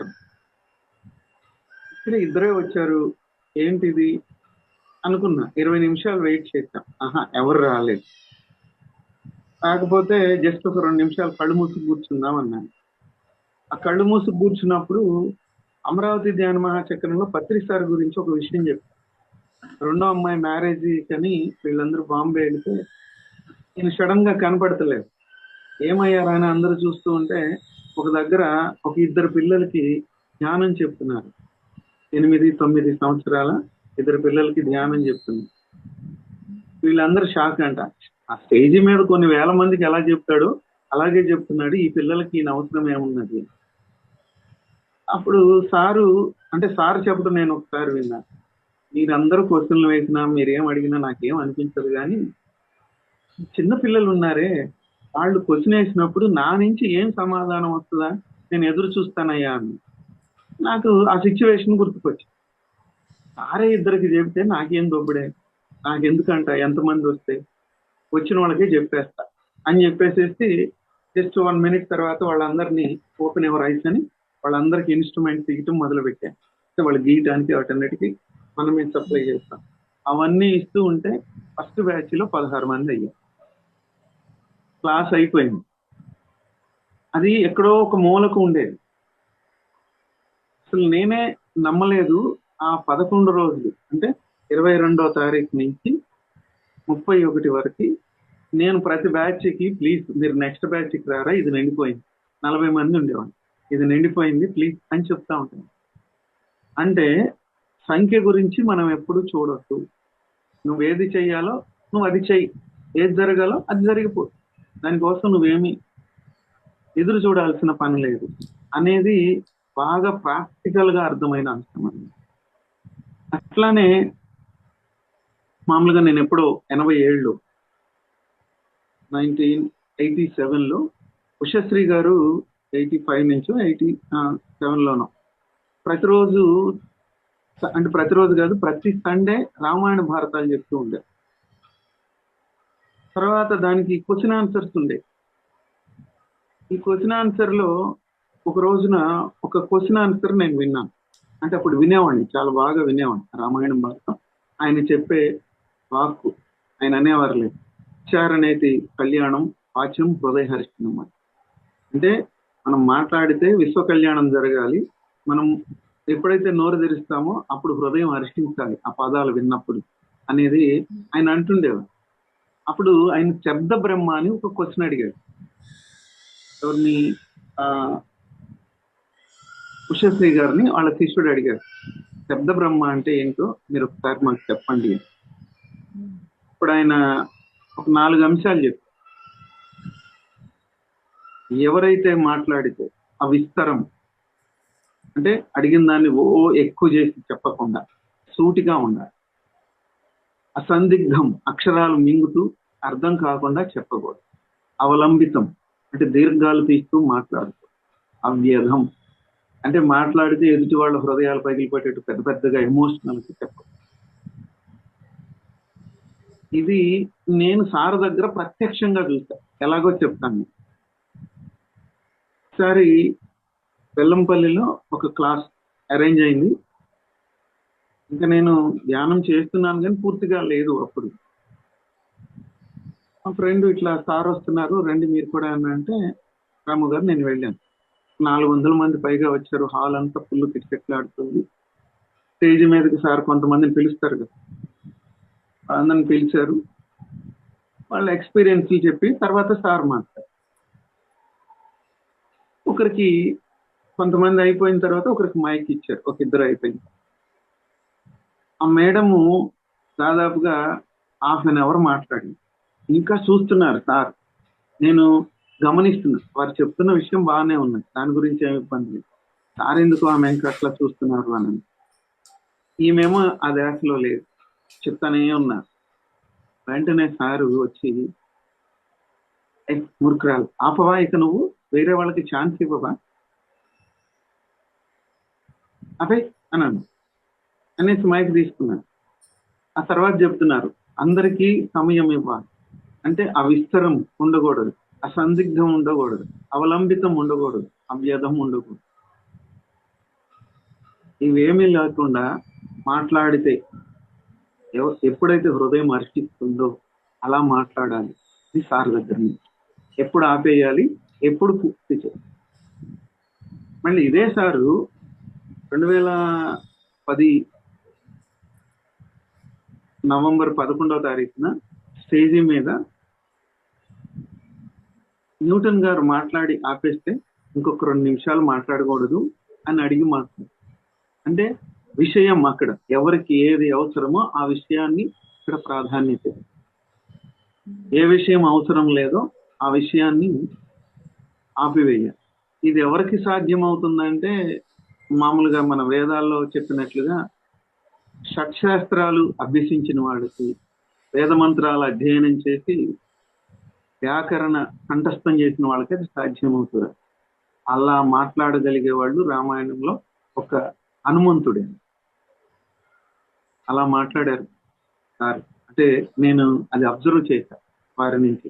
ఎంత అద్భుతంగా అనిపించిందంటే అది అంత అద్భుతంగా అనిపించింది. తర్వాత సద్గురు అంటే అన్నది నేను వారి దగ్గర నుంచి నేర్చుకున్నాను. మేము ఒకసారి అంటే అది నేర్చుకున్నాం కానీ దాన్ని సద్గురు అంటారు అనుకోండి నాకు తెలియదు. చెప్పాను కదా చిన్నప్పటి నుంచి నాకు ఆ సంఘటన వల్ల ఈ గురువులన్నా ఇట్లాంటివన్నా నాకు అసలు నచ్చవు, ఏమీ ఉండవు. తర్వాత ఈయన కాళ్ళకు మొక్కితే ఒప్పుకోడు, అది బాగా నచ్చింది నాకు. తర్వాత నువ్వే దేవుడు రాముడు అంటే ఒప్పుకోడు, నువ్వే దేవుడు అంటున్నా. ఆయన నైదాన్ అంటే ఇది కాదని. అంత అద్భుతంగా ఆయన ఉంటారు, అదే వ్యవహరిస్తారు. అలాంటివి మరి ఏంటంటే సద్గురువు అంటే ఏంటంటే, ఈ మధ్యన ఒక పోలీస్ అడిషనల్ ఎస్పీ గారిని కలవటం జరిగింది. ఆయన చెప్పాడు, తన ఎక్స్పీరియన్స్ చెప్పి సద్గురువు అంటే ఏంటని అడిగాడు. మా నేనేం మాట్లాడాలి, మీరేం చెప్తారో చెప్పండి అని నన్ను అడిగితే, సార్ నాకు తెలియదు, మీరు చెప్పండి, తెలియని దాని గురించి మనం ఎందుకు దాంట్లో ఇది అవుతాం, అందుకని అదే అన్నాను. అప్పుడు ఆయన చెప్పారు, ఏం లేదు, మన మనసులో మాటను గ్రహించి అది వారు చెప్పటమేనండి. అంటే ఇది ఎట్లాగా అని అంటే, పావని మేడము, బెల్లంపల్లి పావని మేడం గారు వాళ్ళ పిరమిడ్ కట్టి దాని ఓపెనింగ్ కి ఇంకా ఆ రోజు ఒక శాకాహార ర్యాలీ, ఇంకొక పిరమిడ్ ఓపెనింగ్, నెక్స్ట్ మేడం అన్నది. సరే శాకాహార ర్యాలీ అయిపోయిన తర్వాత భోజనం చేసి మేము ఒకే కారులో ఉన్నాం ఆ రోజు. మేడం వాళ్ళ ఇంటికి వచ్చాం. అయితే దామోదర్ రెడ్డి గారు ఏంటంటే sir personal secretary Telangana area. Sir bag ఆయన అక్కడ సార్కు వంట చేస్తే ఆ బ్యాగ్ నాకు ఇచ్చారు. సార్ తోటి నేను ఉన్నా. 2-3 సార్లు ఆయనకి ఆ ఫ్లూట్ ఇవ్వటము, తర్వాత సారు ఇక్కడ అందరినీ కూర్చోబెట్టిన తర్వాత ఫ్లూట్ ప్లే చేసి మెడిటేషన్ చేయించారు. అవునే మేడం వాళ్ళ పిరమిడ్ ఓపెన్ అయ్యి ఆ లోపలికి వెళ్ళి కూర్చోగానే అందరిని కూర్చోబెట్టేసి సడన్ గా కళ్ళు ముందు వెళ్ళటానికి కూడా ప్లేస్ లేదు. ఇప్పుడు కూర్చున్న వాళ్ళని జరగమంటానికి లేదు, ఎందుకంటే మెడిటేషన్ లో ఉన్నా. నేను ఆ చివర పిరమిడ్ డోర్ కి బయట వైపునే కూర్చుని ఉండిపోయాను. ఆ మనసులో అనుకుంటున్నాను, అయ్యో సార్కి నేను ఇది అందించలేదు, అందరూ సార్ ఫ్లూట్ మ్యూజిక్ కోసం ఎదురు చూస్తూ ఉంటారు కదా, నా వల్లే ఇబ్బంది జరిగిందా వీళ్ళందరికీ అని అనుకుంటుంది. సార్ మెడిటేషన్ చేయిస్తున్న వాళ్ళు లాస్ట్ 1 minute ఓపెన్ ఎవరు ఆయిస్తున్నా అనగానే అందరం కళ్ళు ఓపెన్ చేసి, అక్కడ ఒక ఆయన ఉంటే ఆయనతోటి మాట్లాడుతా మళ్ళీ కళ్ళు మూసుకోండి అన్న, ఈ లోపల జరగండి, చక్కగా కూర్చోండి, దారికి ఇబ్బంది లేకుండానని మళ్ళీ కళ్ళు మూసుకోండి అన్న. కళ్ళు మూసుకోగానే నా ఇంకా చూసి ఇట్రా, అది తీసుకురా అని సైడ్ చేశారు. నేను టక్మని తీసుకెళ్ళి ఫ్లూట్.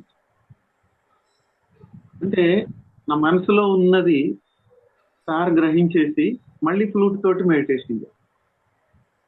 అంటే మనము ఏదైతే అనుభూతి చెందుతూ ఉంటాం దాన్ని వెంటనే గ్రహించి వాళ్ళు దాన్ని అంటే మళ్ళీ మనకి ఆ పని జరిగేటట్టు చూడాలి. దీనిలో స్వలాభాపేక్ష ఉండదు. అలా అలాగ ఉన్నప్పుడు అదే సద్గురు అనేది నాకు అర్థమైంది. అట్లానే అంటే సారు మన మనసులో ఉన్న దాన్ని బట్టే సార్ బిహేవియర్ ఉంటుంది అన్నదానికి మంచిర్యాలలో 2011 నవంబర్ 9న మంచిర్యాలలో ఒక 3, బెల్లంపల్లిలో ఒక 2 పిరమిడ్స్ అవుతుంది. మంచిర్యాలలో 3 పిరమిడ్స్ వరుసగా, ఒకటి వీరభద్రి గారిది, ఒకటి అగ్గిభేమి గారిది, నెక్స్ట్ మా అక్కడ పెద్ద సభ ఏర్పాటు. నైట్ డబ్బు తీసుకురాలా, అయితే సారు సార్ ఓపెన్ అయిపోయిన తర్వాత నేను వచ్చి ఇక్కడ చూస్తున్నాను. పిల్లలు దాదాపుగా 6th క్లాస్ నుంచి 10th క్లాస్ వరకు వాళ్ళు ఒక 800 మంది పిల్లలు ఉన్నారు. పేరెంట్స్ ఒక 1200 మంది దాకా ఉన్నారు. ఇంతమంది 10 దగ్గర నుంచి వెయిట్ చేస్తున్నారు. 12:30 అవుతుంది. అప్పుడు ఏదో క్రికెట్ వస్తుంది. ఇక్కడ మా స్కూల్ ముందు మా అత్తయ్య గారు వాళ్ళు ఉండేవాళ్ళు. అక్కడ కూర్చుని అక్కడ టీవీ చూస్తున్నా. నేను వచ్చేటోడికి ఆయన టీవీ చూస్తున్నాను. టీవీ చూస్తుంటే ఏంటి టీవీ చూస్తున్నావులే, నడువు అన్న. నేను మంచిర్యాల అంటే మంచివాళ్ళు అనుకున్నా. దుష్మన్ లెక్కన తయారయ్యో, అందరికి నేను దుష్మన్ అయిపోయాను. నేను అంటున్నా, చుట్టూ ఉన్న వాళ్ళని ఎవరిని నేను చూడటం. దామోదర్ రెడ్డి గారిని కానీ, మా ఫ్రెండ్ని కానీ, ఇంకా సార్తో పాటు వచ్చిన వాళ్ళు కానీ, వాళ్ళని ఎవరిని నేను చూడటం. ఆ మైండ్ అంతా దేని మీద ఉన్నదంటే, అక్కడికి వచ్చి సార్ కోసం వాళ్ళు ఎప్పటి నుంచో వెయిట్ చేస్తున్నారు, మళ్ళీ 1 o'clock పిల్లలు వెళ్ళి లంచ్ చేయాలి అన్న దాంట్లో ఉన్నాను నేను. అసలు ఉంటూ అని అంటే అప్పుడు సార్ ఇలాగన్నారు, అదేంటే అందరికి నేను దుష్మన్ అయితే నువ్వు నాకు దుష్మన్ లేకపోయారు, మంచిర్యాల లాంటి మంచోళ్ళు అనుకున్నాను, మంచోళ్ళు గించే తర్వాత ముందు వచ్చి క్లాస్ చెప్పి వెళ్ళండి, తర్వాత ఏదండి గీవి లేదు బంద్ చేయండి అన్నాను. అనగానే సార్ లేచి కూర్చుని ఏమంటే వచ్చేసేసి ఏం మాట్లాడుకున్నాం. ఆ క్లాస్ అంతా అయిపోయింది, అందరిని అయిపోయింది. సార్ వచ్చి భోజనం చేసి వెళ్ళిపోతా కారు ఎక్కిన వాళ్ళు దిగి రా వెళ్ళండి. ఏంటి సార్ హ్యాపీనా ఇప్పుడు అన్నాను. చాలా హ్యాపీ సార్. ఎలా జరిగింది అన్న. అద్భుతంగా జరిగింది సార్ అంటే ఈ తర్వాత వీళ్ళు వచ్చి చెబుతున్నారు, అదేంటి శ్రీధర్ ఇంకా మాట్లాడు, సార్ నిన్ను ఎక్కడ కొడతారో నన్ను భయపడ్డాము అని అంటే దేని గురించి అన్నాను. నీకు సార్ తోటి అట్లా మాట్లాడవచ్చా అన్న.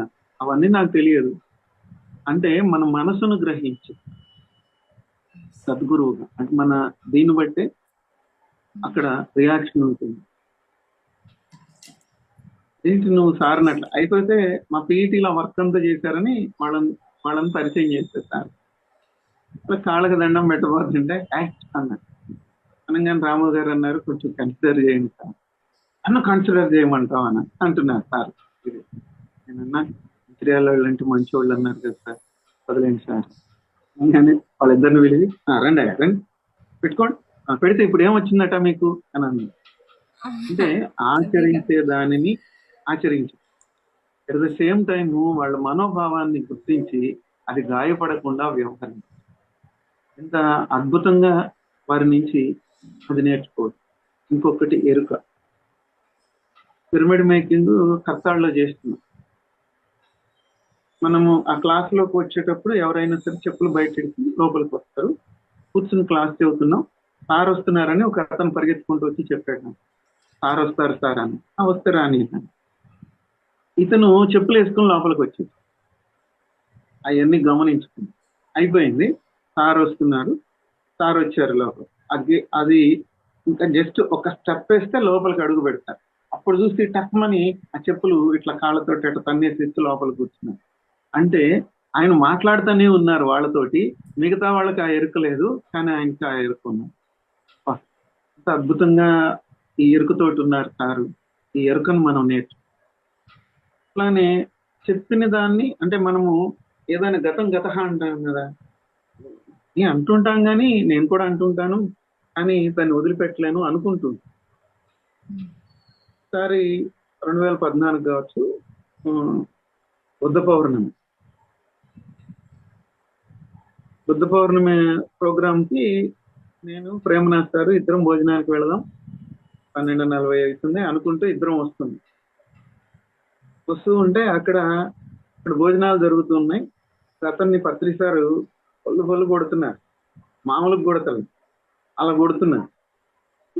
నేనన్నా ఇప్పుడు మనం అటు వెళ్తాం అవసరమా అంటే, సరే శ్రీధరు వేరే దగ్గరికి వెళ్ళి తినొద్దాం, పైకి వెళ్ళొద్దాం అని అన్నారు. అంటే సరే ప్రేమనాథ్ సార్ నేను ముందుకు వెళ్తుంటే ఆయన కొట్టడం అయిపోయింది. అయ్యి ప్రేమనాథ్ ఎటు వెళ్తున్నావు అన్నా. నేను భోజనానికి వస్తున్నాను సార్ అని అంటే, నీకోసమే నేను వెయిట్ చేస్తున్నాను అన్న. సార్ మీరు వెళ్ళండి సార్ తోటి, నేను ఇక్కడ ఆగిపోతున్నానని సార్ నేను వదిలేదు. ఈ దెబ్బలు తిన్న అతను మళ్ళీ పరిగెత్తుకుంటూ వెళ్ళాడు. ఈ ప్లేటు చేయి గడిగేసేసి అక్కడ పెట్టి పరిగెత్తుకుంటూ వెళ్ళాడు. సార్ అతను భుజమే చేసి ఏంటి సంగతులు అంటున్నాడు. అంటే ఆ క్షణాన్ని వదిలివేయటం, అది అయిపోయింది, పనిష్మెంట్ ఇవ్వడం అయిపోయింది, దాన్ని మనసులో పెట్టుకోకూడదు కదా. ఆ క్షణాన్ని వదిలివేయటం, వీటిని సార్ దగ్గర నుంచి నేను నేర్చుకున్న ప్రధాన అంశాలుగా నేను ఎప్పుడు భావిస్తూ ఉంటాను. వీటిని ప్రాక్టీస్ చేస్తే చాలు, మన జీవితం ధన్యమైపోయింది అనుకుంటాను. మీకు అవకాశం ఇచ్చిన ధన్యవాదాలు. అంటే ఇప్పటికే చాలా సమయం అయినట్టున్నది. సమయం అనే దాన్ని బాగా సార్ దగ్గర అది నేర్చుకున్నాం, టైంను పాటించాం. అందుకని ఎట్టి పరిస్థితుల్లో మనం ఆ సమయానికి క్లోజ్ చేస్తాం. Thank you sir, thank you so much. మీరు చెప్తా అంటే నేను ఆ ట్రాన్స్లో ఉంటూ ఉన్నాను అనమాట, ఆ ట్రాన్స్లో ఉంటూ వింటున్నాను actually. So super sir. Yes, మీ అనుభవ ఈ జ్ఞానం అంతా కూడా మా ఇప్పుడు జనరేషన్ వాళ్ళకి, ఇప్పుడు ప్రజెంట్ వస్తున్న మెడిటేటర్స్కి ఎవరైనా కానీ చాలా మాకు సూచనలు ఇచ్చిన వాళ్ళు అవుతారు సార్. మేమంతా కూడా నేర్చుకోవాలి. ఎస్, ఏదైనా ఒక వర్క్ చేస్తున్నప్పుడు ఆ ప్లానింగ్ కానీ, ఎరుకుతూ ఉండటం అవును. కానీ. అండ్ ఇంకొకటి మీరు చెప్పారు సార్, ఒక ముఖ్యమైన విషయం ఏంటంటే, మనం మాట్లాడుతున్నప్పుడు ఎదుటి వాళ్ళకి అర్థం కావాలి. సో, అది అంతే తీయగా వాళ్ళకి అందించాలి. మనం మాట్లాడుతున్నామంటే ఎదుటివారి హృదయం అంత ఆనందించాలి అని చెప్పేసి. చాలా మంచి విషయాలు షేర్ చేసుకున్నారు సార్.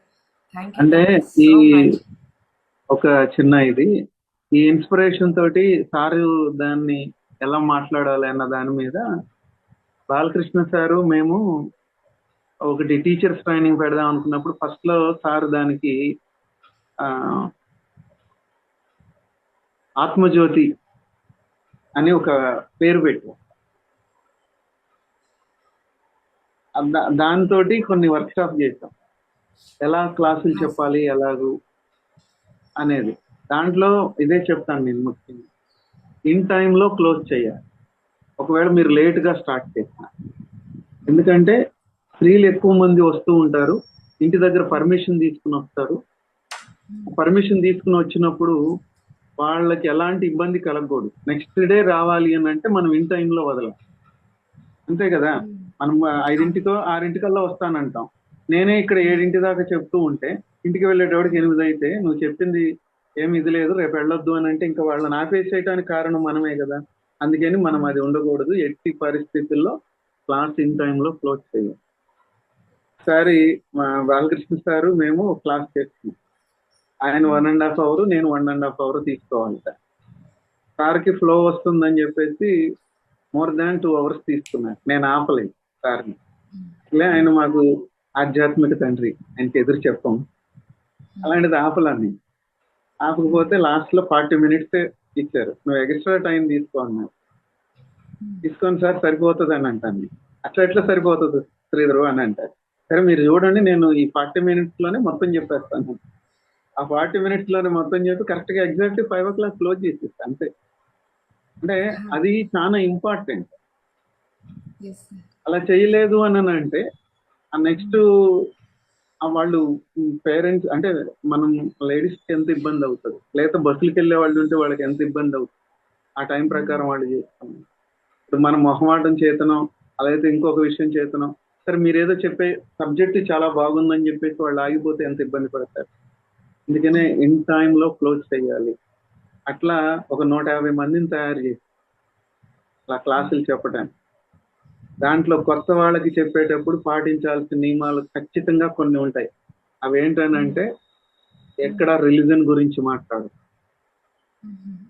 ఇవాళ ఈ రోజే ధ్యానానికి వస్తున్నారు, ఒక సప్తాహం పెట్టాం. సప్తాహంలో ఉన్న 7 రోజుల్లో ఎవరము కూడా రిలీజన్ గురించి మాట్లాడు,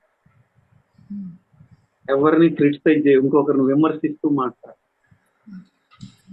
తర్వాత ఆత్మానుభవాలు అని చెప్పొద్దు, శారీరక అనుభవాలు మాత్రమే చెప్పండి. వాళ్ళకి తెలియదు ఆత్మానుభవం అంటే, వాళ్ళకి తెలియదు కదా. నేను కళ్ళు మూసుకుంటే నాకు శివుడు కనపడ్డాడు, నేను ఆయనతో డ్యాన్స్ చేశానంటే సో వాట్ ఉపయోగం ఏంటంటే, అది ఇది నీకు ఉపయోగపడాలి, ఇతరులకు ఉపయోగపడాలి, అలాంటివే చెప్పండి. ఇంకొకటి, శాకాహారం గురించి 21 days అవ్వందే చెప్పకూడదు. ఎందుకంటే ఇది మాకు అనుభవం. చోట రోజు సప్తాహం పెడితే 46 మంది ఏమో వచ్చారు. రెండో రోజు వెళ్ళేటప్పటికి 2 ఉన్నారు. ఏంటనంటే నీచు అంటారు, నీచు తినేటోళ్ళు రాకూడదంట కదా అని. అందుకని వీళ్ళు ఎవరు రాలేదంట, ధ్యానం చేయకూడదంట కదా. వాళ్ళు ఎవరు చెప్పారు, లేదు అందరినీ పిలవండి అని చెప్పేసి వాళ్ళందరినీ మళ్ళీ పిలిపించి కూర్చోబెట్టి వాళ్ళు ఒక 30 మంది 35 మంది వచ్చారు. చాలా అంతమంది ఆ గిల్టీ ఫీలింగ్ ఉంది. అప్పుడు మళ్ళీ వాళ్ళకి ఆ రోజు క్లాస్ చెప్పిన తర్వాత కంటిన్యూషన్. వాళ్ళల్లో ఆ 35 మందిలో తర్వాత 40 రోజులు కంటిన్యూషన్ అయితే 22వ రోజు 23వ రోజు వాళ్ళంతటి వాళ్ళే మేము నాన్ వెజ్ మానేస్తాం.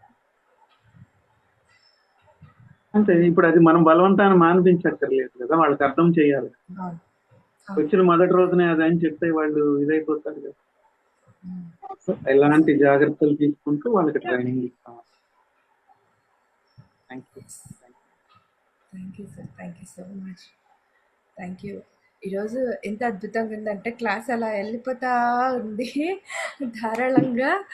సో ప్రసాద్ గారు కానీ మీది కానీ నేనైతే నిజంగానే మీరు చెప్తా అంటే ఆ ట్రాన్స్లోకి వెళ్ళి నేను అక్కడ ప్రజెన్స్లో ఉన్నానని ఊహించుకుంటూ నేనైతే అలాగే వింటున్నాను sir. Thank you so much. So మీ థ్యాంక్ క్లాసెస్ని కూడా మేము ఇన్నర్ జర్నీస్లో వాటన్నింటిలో కూడా అటెండ్ అవ్వడం జరిగింది.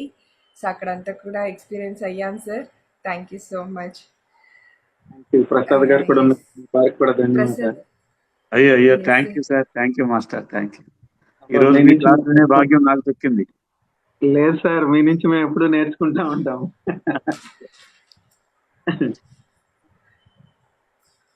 ఈ ఎక్స్పీరియన్స్ నుంచి ఎప్పటికప్పుడు అర్థం చేసుకుంటా ఉంటాం. చాలా సార్ సార్, బాగుంటుంది. Yes thank you sir, thank you very much. Thank you sir, thank you. సరే ఎన్నెన్ని జన్మల అనుబంధం ఉందో కానీ పత్రి గారితో. సో ఈ జన్మలో ఈ ఈ అనుబంధం ఇలా కొనసాగుతూ వచ్చింది మీ అందరిది కూడా. సో దాన్ని చూసి మేము నేర్చుకుంటున్నాం ఇప్పుడు. సో మీరంతా కూడా మాకు ఆదర్శం. ఇందాక పిప్పళ్ళ గారు అన్నట్టుగా అందరిలోనూ ఇప్పుడు దైవాన్ని మనం చూస్తున్నట్టుగా ప్రతి పిరమిడ్ మాస్టర్ వాళ్ళల్లో ఇప్పుడు పత్రి గారిని చూస్తున్నాం. సో వారి రూపంలో మాకు వచ్చి ఇవన్నీ మాకు చెప్తున్నట్టుగా ఉంది. అలాగా సూపర్ అమ్మా, ఫ్రెండ్స్, సూపర్. ఎవరైనా ఏదైనా మాట్లాడాలంటే మాట్లాడండి. సార్ నమస్కారం sir, Prasad sir and Sridhar sir. నమస్తే అమ్మా. నా పేరు శిరీష, నేను వెంకట్ గారి వైఫ్ ని. వెంకట్ గారు అవునా, విపස්සనాకి బంగారు వెళ్ళే సార్. ఇవాళ ఇద్దరు మాస్టర్స్ కూడా ఒకరు సరెండర్ అయితే గురువు నుంచి ఎన్ని విషయాలు చెప్పకనే మనం తెలుసుకోవచ్చో ఒకరు చెప్తే, ఇంకొకరు కామన్ సెన్స్ తో ఉండడం వల్ల ఎన్ని విషయాలు తెలుసుకోవచ్చు అనేది చెప్పారు. వన్ వర్డ్ లో చెప్పాలంటే ఒకరు సరెండర్, ఒకరు కామన్ సెన్స్ గురించి చెప్పారు. ఇది కదా కంప్లీట్ మ్యాన్ అసలు ఉద్దేశం, ఇది కదా చెప్పాల్సింది, ఇది కదా అంటే పర్పస్ సర్వ్ అయింది సార్. మీ ఇద్దరి సంభాషణ కానీ, మాకు ఇచ్చిన మీ ఎక్స్పీరియన్సెస్ కానీ, మెసేజెస్ కానీ పర్పస్ సర్వ్ అయినట్టు అనిపించింది. Thank you so much for coming and giving your experiences and inspiring us. దేవుడు ఎక్కడ ఉన్నాడమ్మా? సార్ దేవుడు ఎక్కడ ఉన్నాడు? కాదు, మనలో ఆ దేవుడు కాదు, మా దేవుడు వెంకట దేవుడు. విపස්සన ధ్యానానికి వెళ్ళాడు సార్. ఎక్కడ? విపස්සనకి 3-4 రోజులు అయింది. కరెక్ట్ గా స్టార్ట్ అవ్వడానికి ఒక రోజు ముందు వెళ్ళారు. ఆ, నేను నేను దేవుడు అంటాను. నేను అవునా? ఓకే దేవుడా దేవుడు అంటాను నేను. ఓకే. సూపర్, థ్యాంక్ యూ అమ్మా. సార్ శ్రీధర్ సార్ చెప్పినప్పుడు నేను ఒకటి రియలైజ్ అయ్యాను అనమాట. స్టార్టింగ్ లో సార్ తో చాలా చనువుగా మాట్లాడేసి ఒక తాతయ్యతో పరాచకాలు ఆడినట్టుగా మాట్లాడి ఒక 2-3 టైమ్స్ అలా మాట్లాడాను. తర్వాత నుంచి చుట్టూ ఉన్న అందరూ ఇప్పుడు మీరు చెప్పిన ప్రతి విషయం చెప్పి భయపెట్టేసి ఇంకా నాకు ఆయన దగ్గరికి వెళ్తే ఏం మాట్లాడితే ఏమంటారో అన్న భయాన్ని క్రియేట్ చేశారు. బట్ నిజానికి అది భయం కాదు, ఒక చిన్న పిల్లని డిసిప్లైన్ లో పెట్టడం లాంటిది అని నేను ఇవాళ రియలైజ్ అయ్యాను. అవి జస్ట్ అది భయం కాని భయం అనమాట. అంతే. భయం లాంటిది కానీ భయం కాదు. అలా Yes. కానీ ఇవన్నీ కూడా just the moment sir Sridhar sir చెప్పినట్లుగా విన్నప్పటి నుంచి కూడా ఎవరి ద్వారా విన్నా ఇమ్మీడియట్ గా అప్లై చేయడం అనేది ఉండేది. అంటే ఇంట్రోస్పెక్షన్ ఉండేది బాగా. ఇవాళ నాకు ఆ కన్ఫర్మేషన్ వచ్చింది. Yes, that is also for my good. And Prasad sir చెప్పినప్పుడు సార్ ఈవెన్ నాకు కూడా పత్రి సార్ షిరిడి సాయిబాబా కనెక్షన్ త్రూనే అనిపిస్తుంది. ఆయన చెప్పింది మనం భక్తిలాగా పూజలు చేసేసి అలా కాకుండా మనకి ఆయన చెప్పింది మనం ఆచరించే విధంగా ఆయన అంత స్ట్రిక్ట్ గా ఉన్నారు. అలా ఎప్పుడు ఎలా ఉండాలో జీవించి చూపించారు మనకి. Yes. సార్ పిప్పళ్ళ ప్రసాద్ గారు, యాక్చువల్లీ నేను కూడా షిరిడి సాయిబాబా భక్తురాలిని సార్. నా తండ్రి అలా ఇలా అని అనుకునేదాన్ని. కాకపోతే నాకు ఎప్పుడు ఒక క్వశ్చన్ ఉండేది, ఎందుకు బాబా దగ్గరికి వచ్చి అందరూ ఆయనకి ఇష్టం లేని పనులు చేస్తారు. నేను కూడా బాబా సచ్చరిత్ర అవన్నీ చదివినప్పుడు ఆయనకి సింపుల్గా ఉండటం ఇష్టం, ఎందుకు వీళ్ళందరూ వచ్చి ఇలా అభిషేకాలు చేయడం, ఆయన ఇరిటేట్ చేస్తా ఉన్నారు, బాబాకి అస్సలు ఇష్టం లేదని నేను అనుకునేదాన్ని, మనసులో అలా వాదించుకునేదాన్ని, ఎప్పుడు అనుకునేదాన్ని సార్. ఆ స్టెప్స్ పైన కూర్చొని కర్నూలులో ఈ బాబా టెంపుల్ ఫేమస్, దక్షిణ షిరిడి అని పిలుస్తారు. సో అక్కడ కూర్చొని ఎప్పుడు కూడా నీకు ఇష్టం లేదు కదా బాబా, ఎందుకు ఇలాంటివన్నీ చేస్తా అన్నారు, నువ్వు చెప్పొచ్చు కదా, బట్ నువ్వు చెప్పిన ఆ సమయంలో మేము ఉన్నామో లేదో కానీ ఇప్పుడు మేము అవన్నీ డైరెక్ట్గా వినలేం కదా అని అనుకునేదాన్ని. ఎగ్జాక్ట్లీ 15 డేస్కి నేను పత్రి సార్ని కలవడం, సో ధ్యానం అంటూ ఉంది అని తెలియడం. పత్రి సార్ కర్నూలుకి ఫస్ట్ టైం వచ్చినప్పుడు ఏం మాట్లాడలేదు, ఈవెన్ షేక్ హ్యాండ్ కూడా ఇవ్వలేదు, బట్ దూరం నుంచి చూశాను. ఓహో, నా బాబా నాకు దొరికేసాడు, ఇంకా అయిపోయింది అంతే. ఆ ఫీలింగ్ వచ్చేసింది సార్, పత్రి సార్ని చూడగానే ఆ ఫీలింగ్ వచ్చేసింది. ఇంకొక సెంటిమెంట్ సూపర్ ఏంటంటే సూపర్. అల్లా మాలిక్ అని అంటారు కదా, పత్రి సార్ కూడా ఎప్పుడు అలాగే అంటారు, అలా అల్లా అంటారు. మాలిక్ అని అంటుంటారు. ఇంకా అది ఇంకా దృఢంగా అయిపోయింది. నా బాబా నాకు దొరికేశాడు. ఇంకా మా ఆయనతో అదే చెప్పాను, ఇంక నాకు ఎవ్వరు వద్దు, ఏ పూజలు వద్దు, నాకు చాలా అయిపోయింది, ఇంకా హ్యాపీగా ఉంది ధ్యానం ఇది సార్ చెప్పారు. ఓకే సరే, ఇందాక మీరు అన్నట్టుగా ఏ కాలు ఎవరిని మొక్కాల్సిన అవసరం లేదు, ఎవరు వెంట పడాల్సిన అవసరంలా, నన్ను ఎవ్వరు ఇంకా నాన్ వెజ్ తినమని బలవంతం పెట్టరు. నేను కూడా తినను సార్, తినను చిన్నప్పటి నుంచి, బట్ నాకు ఇష్టం లేదు, కానీ ఇంట్లో బలవంత పెట్టేవాళ్ళు అనమాట. తిను, యాజ్ ఎ లేడీగా నీకు బలం రావాలా, ఎట్లా వస్తుంది, అట్లా ఇట్లా అని చెప్పేవాళ్ళు. నాకు వద్దు అలాంటి బలం, అందరు వైశ్యాస్ కానీ బ్రాహ్మణ్స్ కానీ ఏం తిని బలం తెచ్చుకుంటారని వాదించేదాన్ని.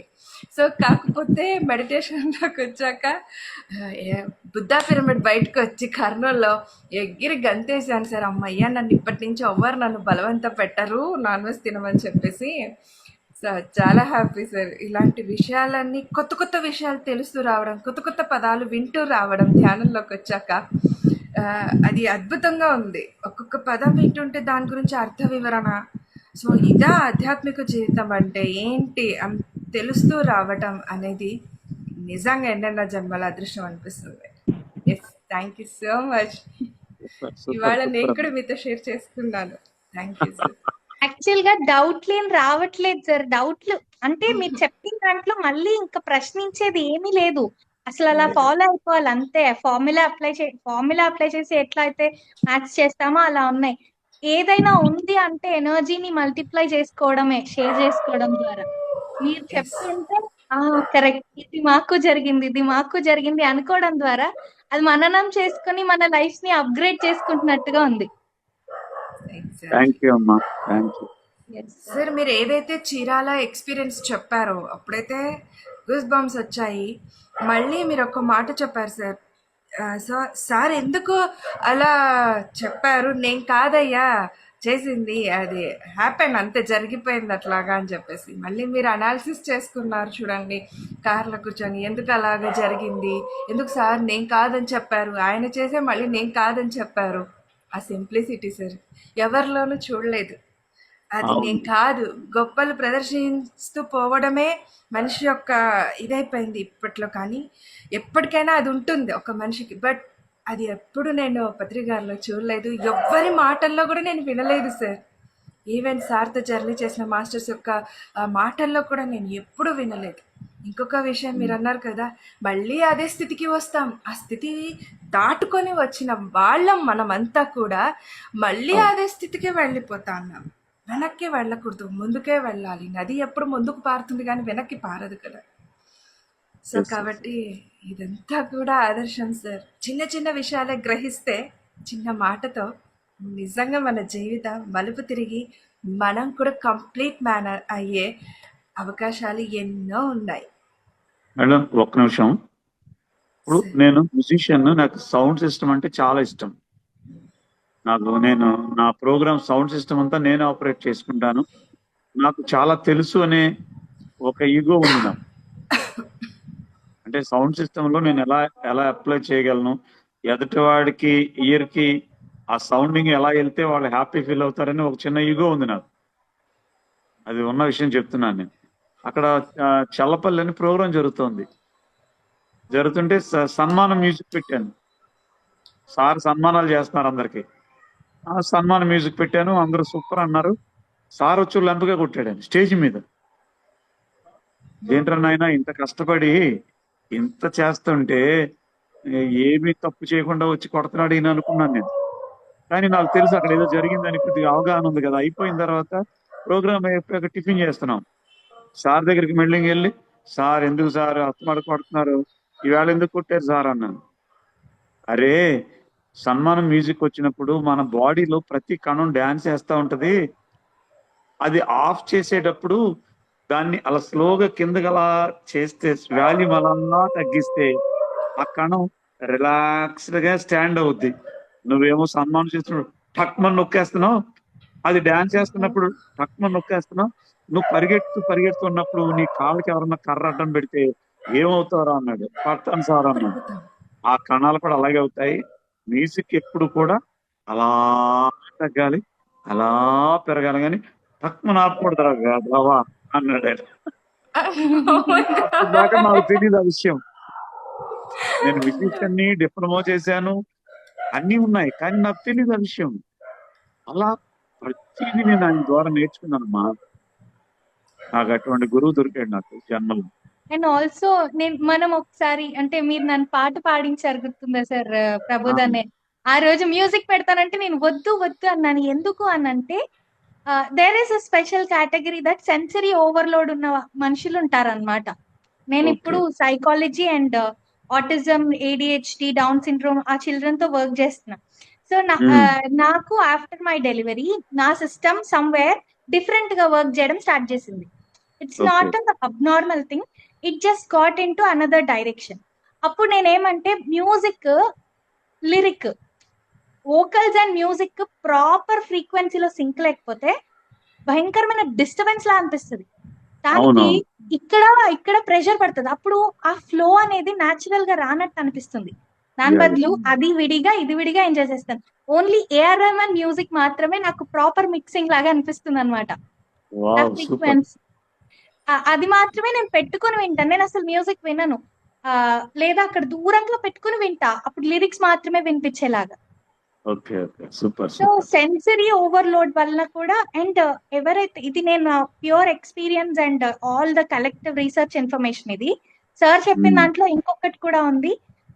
ఇప్పుడు sir is taking sensory overload అంటే నాట్ జస్ట్ చెవులు, nose, eyes, touch and intuition, అన్ని వైపుల నుంచి ఆయన బోల్డ్ అంత ఇన్ఫర్మేషన్ ని ఎప్పుడు ప్రాసెస్ చేస్తుంటారు.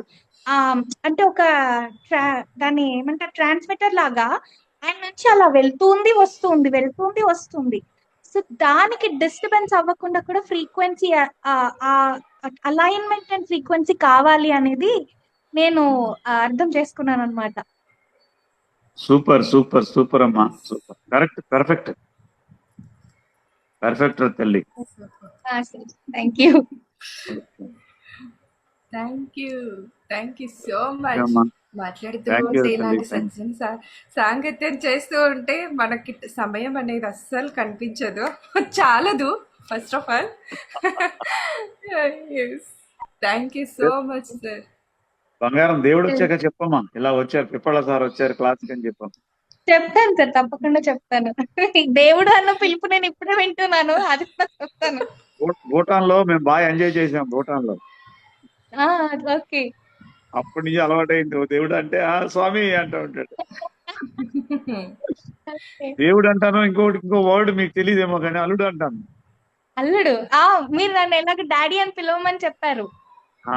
నాకు చాలా ఇష్టం. నాకు అలా అందరు ఎవరు అమ్మాయిలు కనిపించినా గురువు గారు, అంకులు, పెంకులు వద్దమ్మా, నాన్న అని పిలమ్మా, హాయిగా. సార్, మీరు నిన్న నాతో ఫస్ట్ టైం నేను కాల్ మాట్లాడినప్పుడు కాసేపు ఇట్లా భయపడ్డాను. మళ్ళీ చెప్పరా తల్లి, నేను సరే అమ్మా, నేను ఓకే అని మీరు అన్నాక కానీ నేను మళ్ళీ అప్పుడు ఫ్రీ అయిపోయి నేను మీతో మాట్లాడలేకపోయాను. ఆ ఫ్రీడమ్ దొరికింది మాకు మీ దగ్గర. జనక అని పిలుస్తాను సార్ నేను ఇప్పటి నుంచి. జనక సూపర్ అయితే.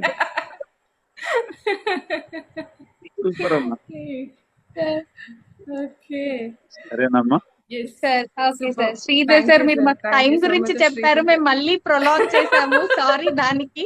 బట్ మేము చిన్న పిల్లలం అండి, ఇలా ఎంజాయ్ చేస్తున్నాం మీ సాంగత్యాన్ని. Thank you. Thank you so much masters, thank you so much. So వీక్షించారు కదండి. సో ఈరోజు ఈ సజ్జన సాంగత్యాన్ని మరి రేపు మరొకరి మాస్టర్ యొక్క ఆధ్వర్యంలో ఈ సజ్జన సాంగత్యం కొనసాగించబడుతుంది.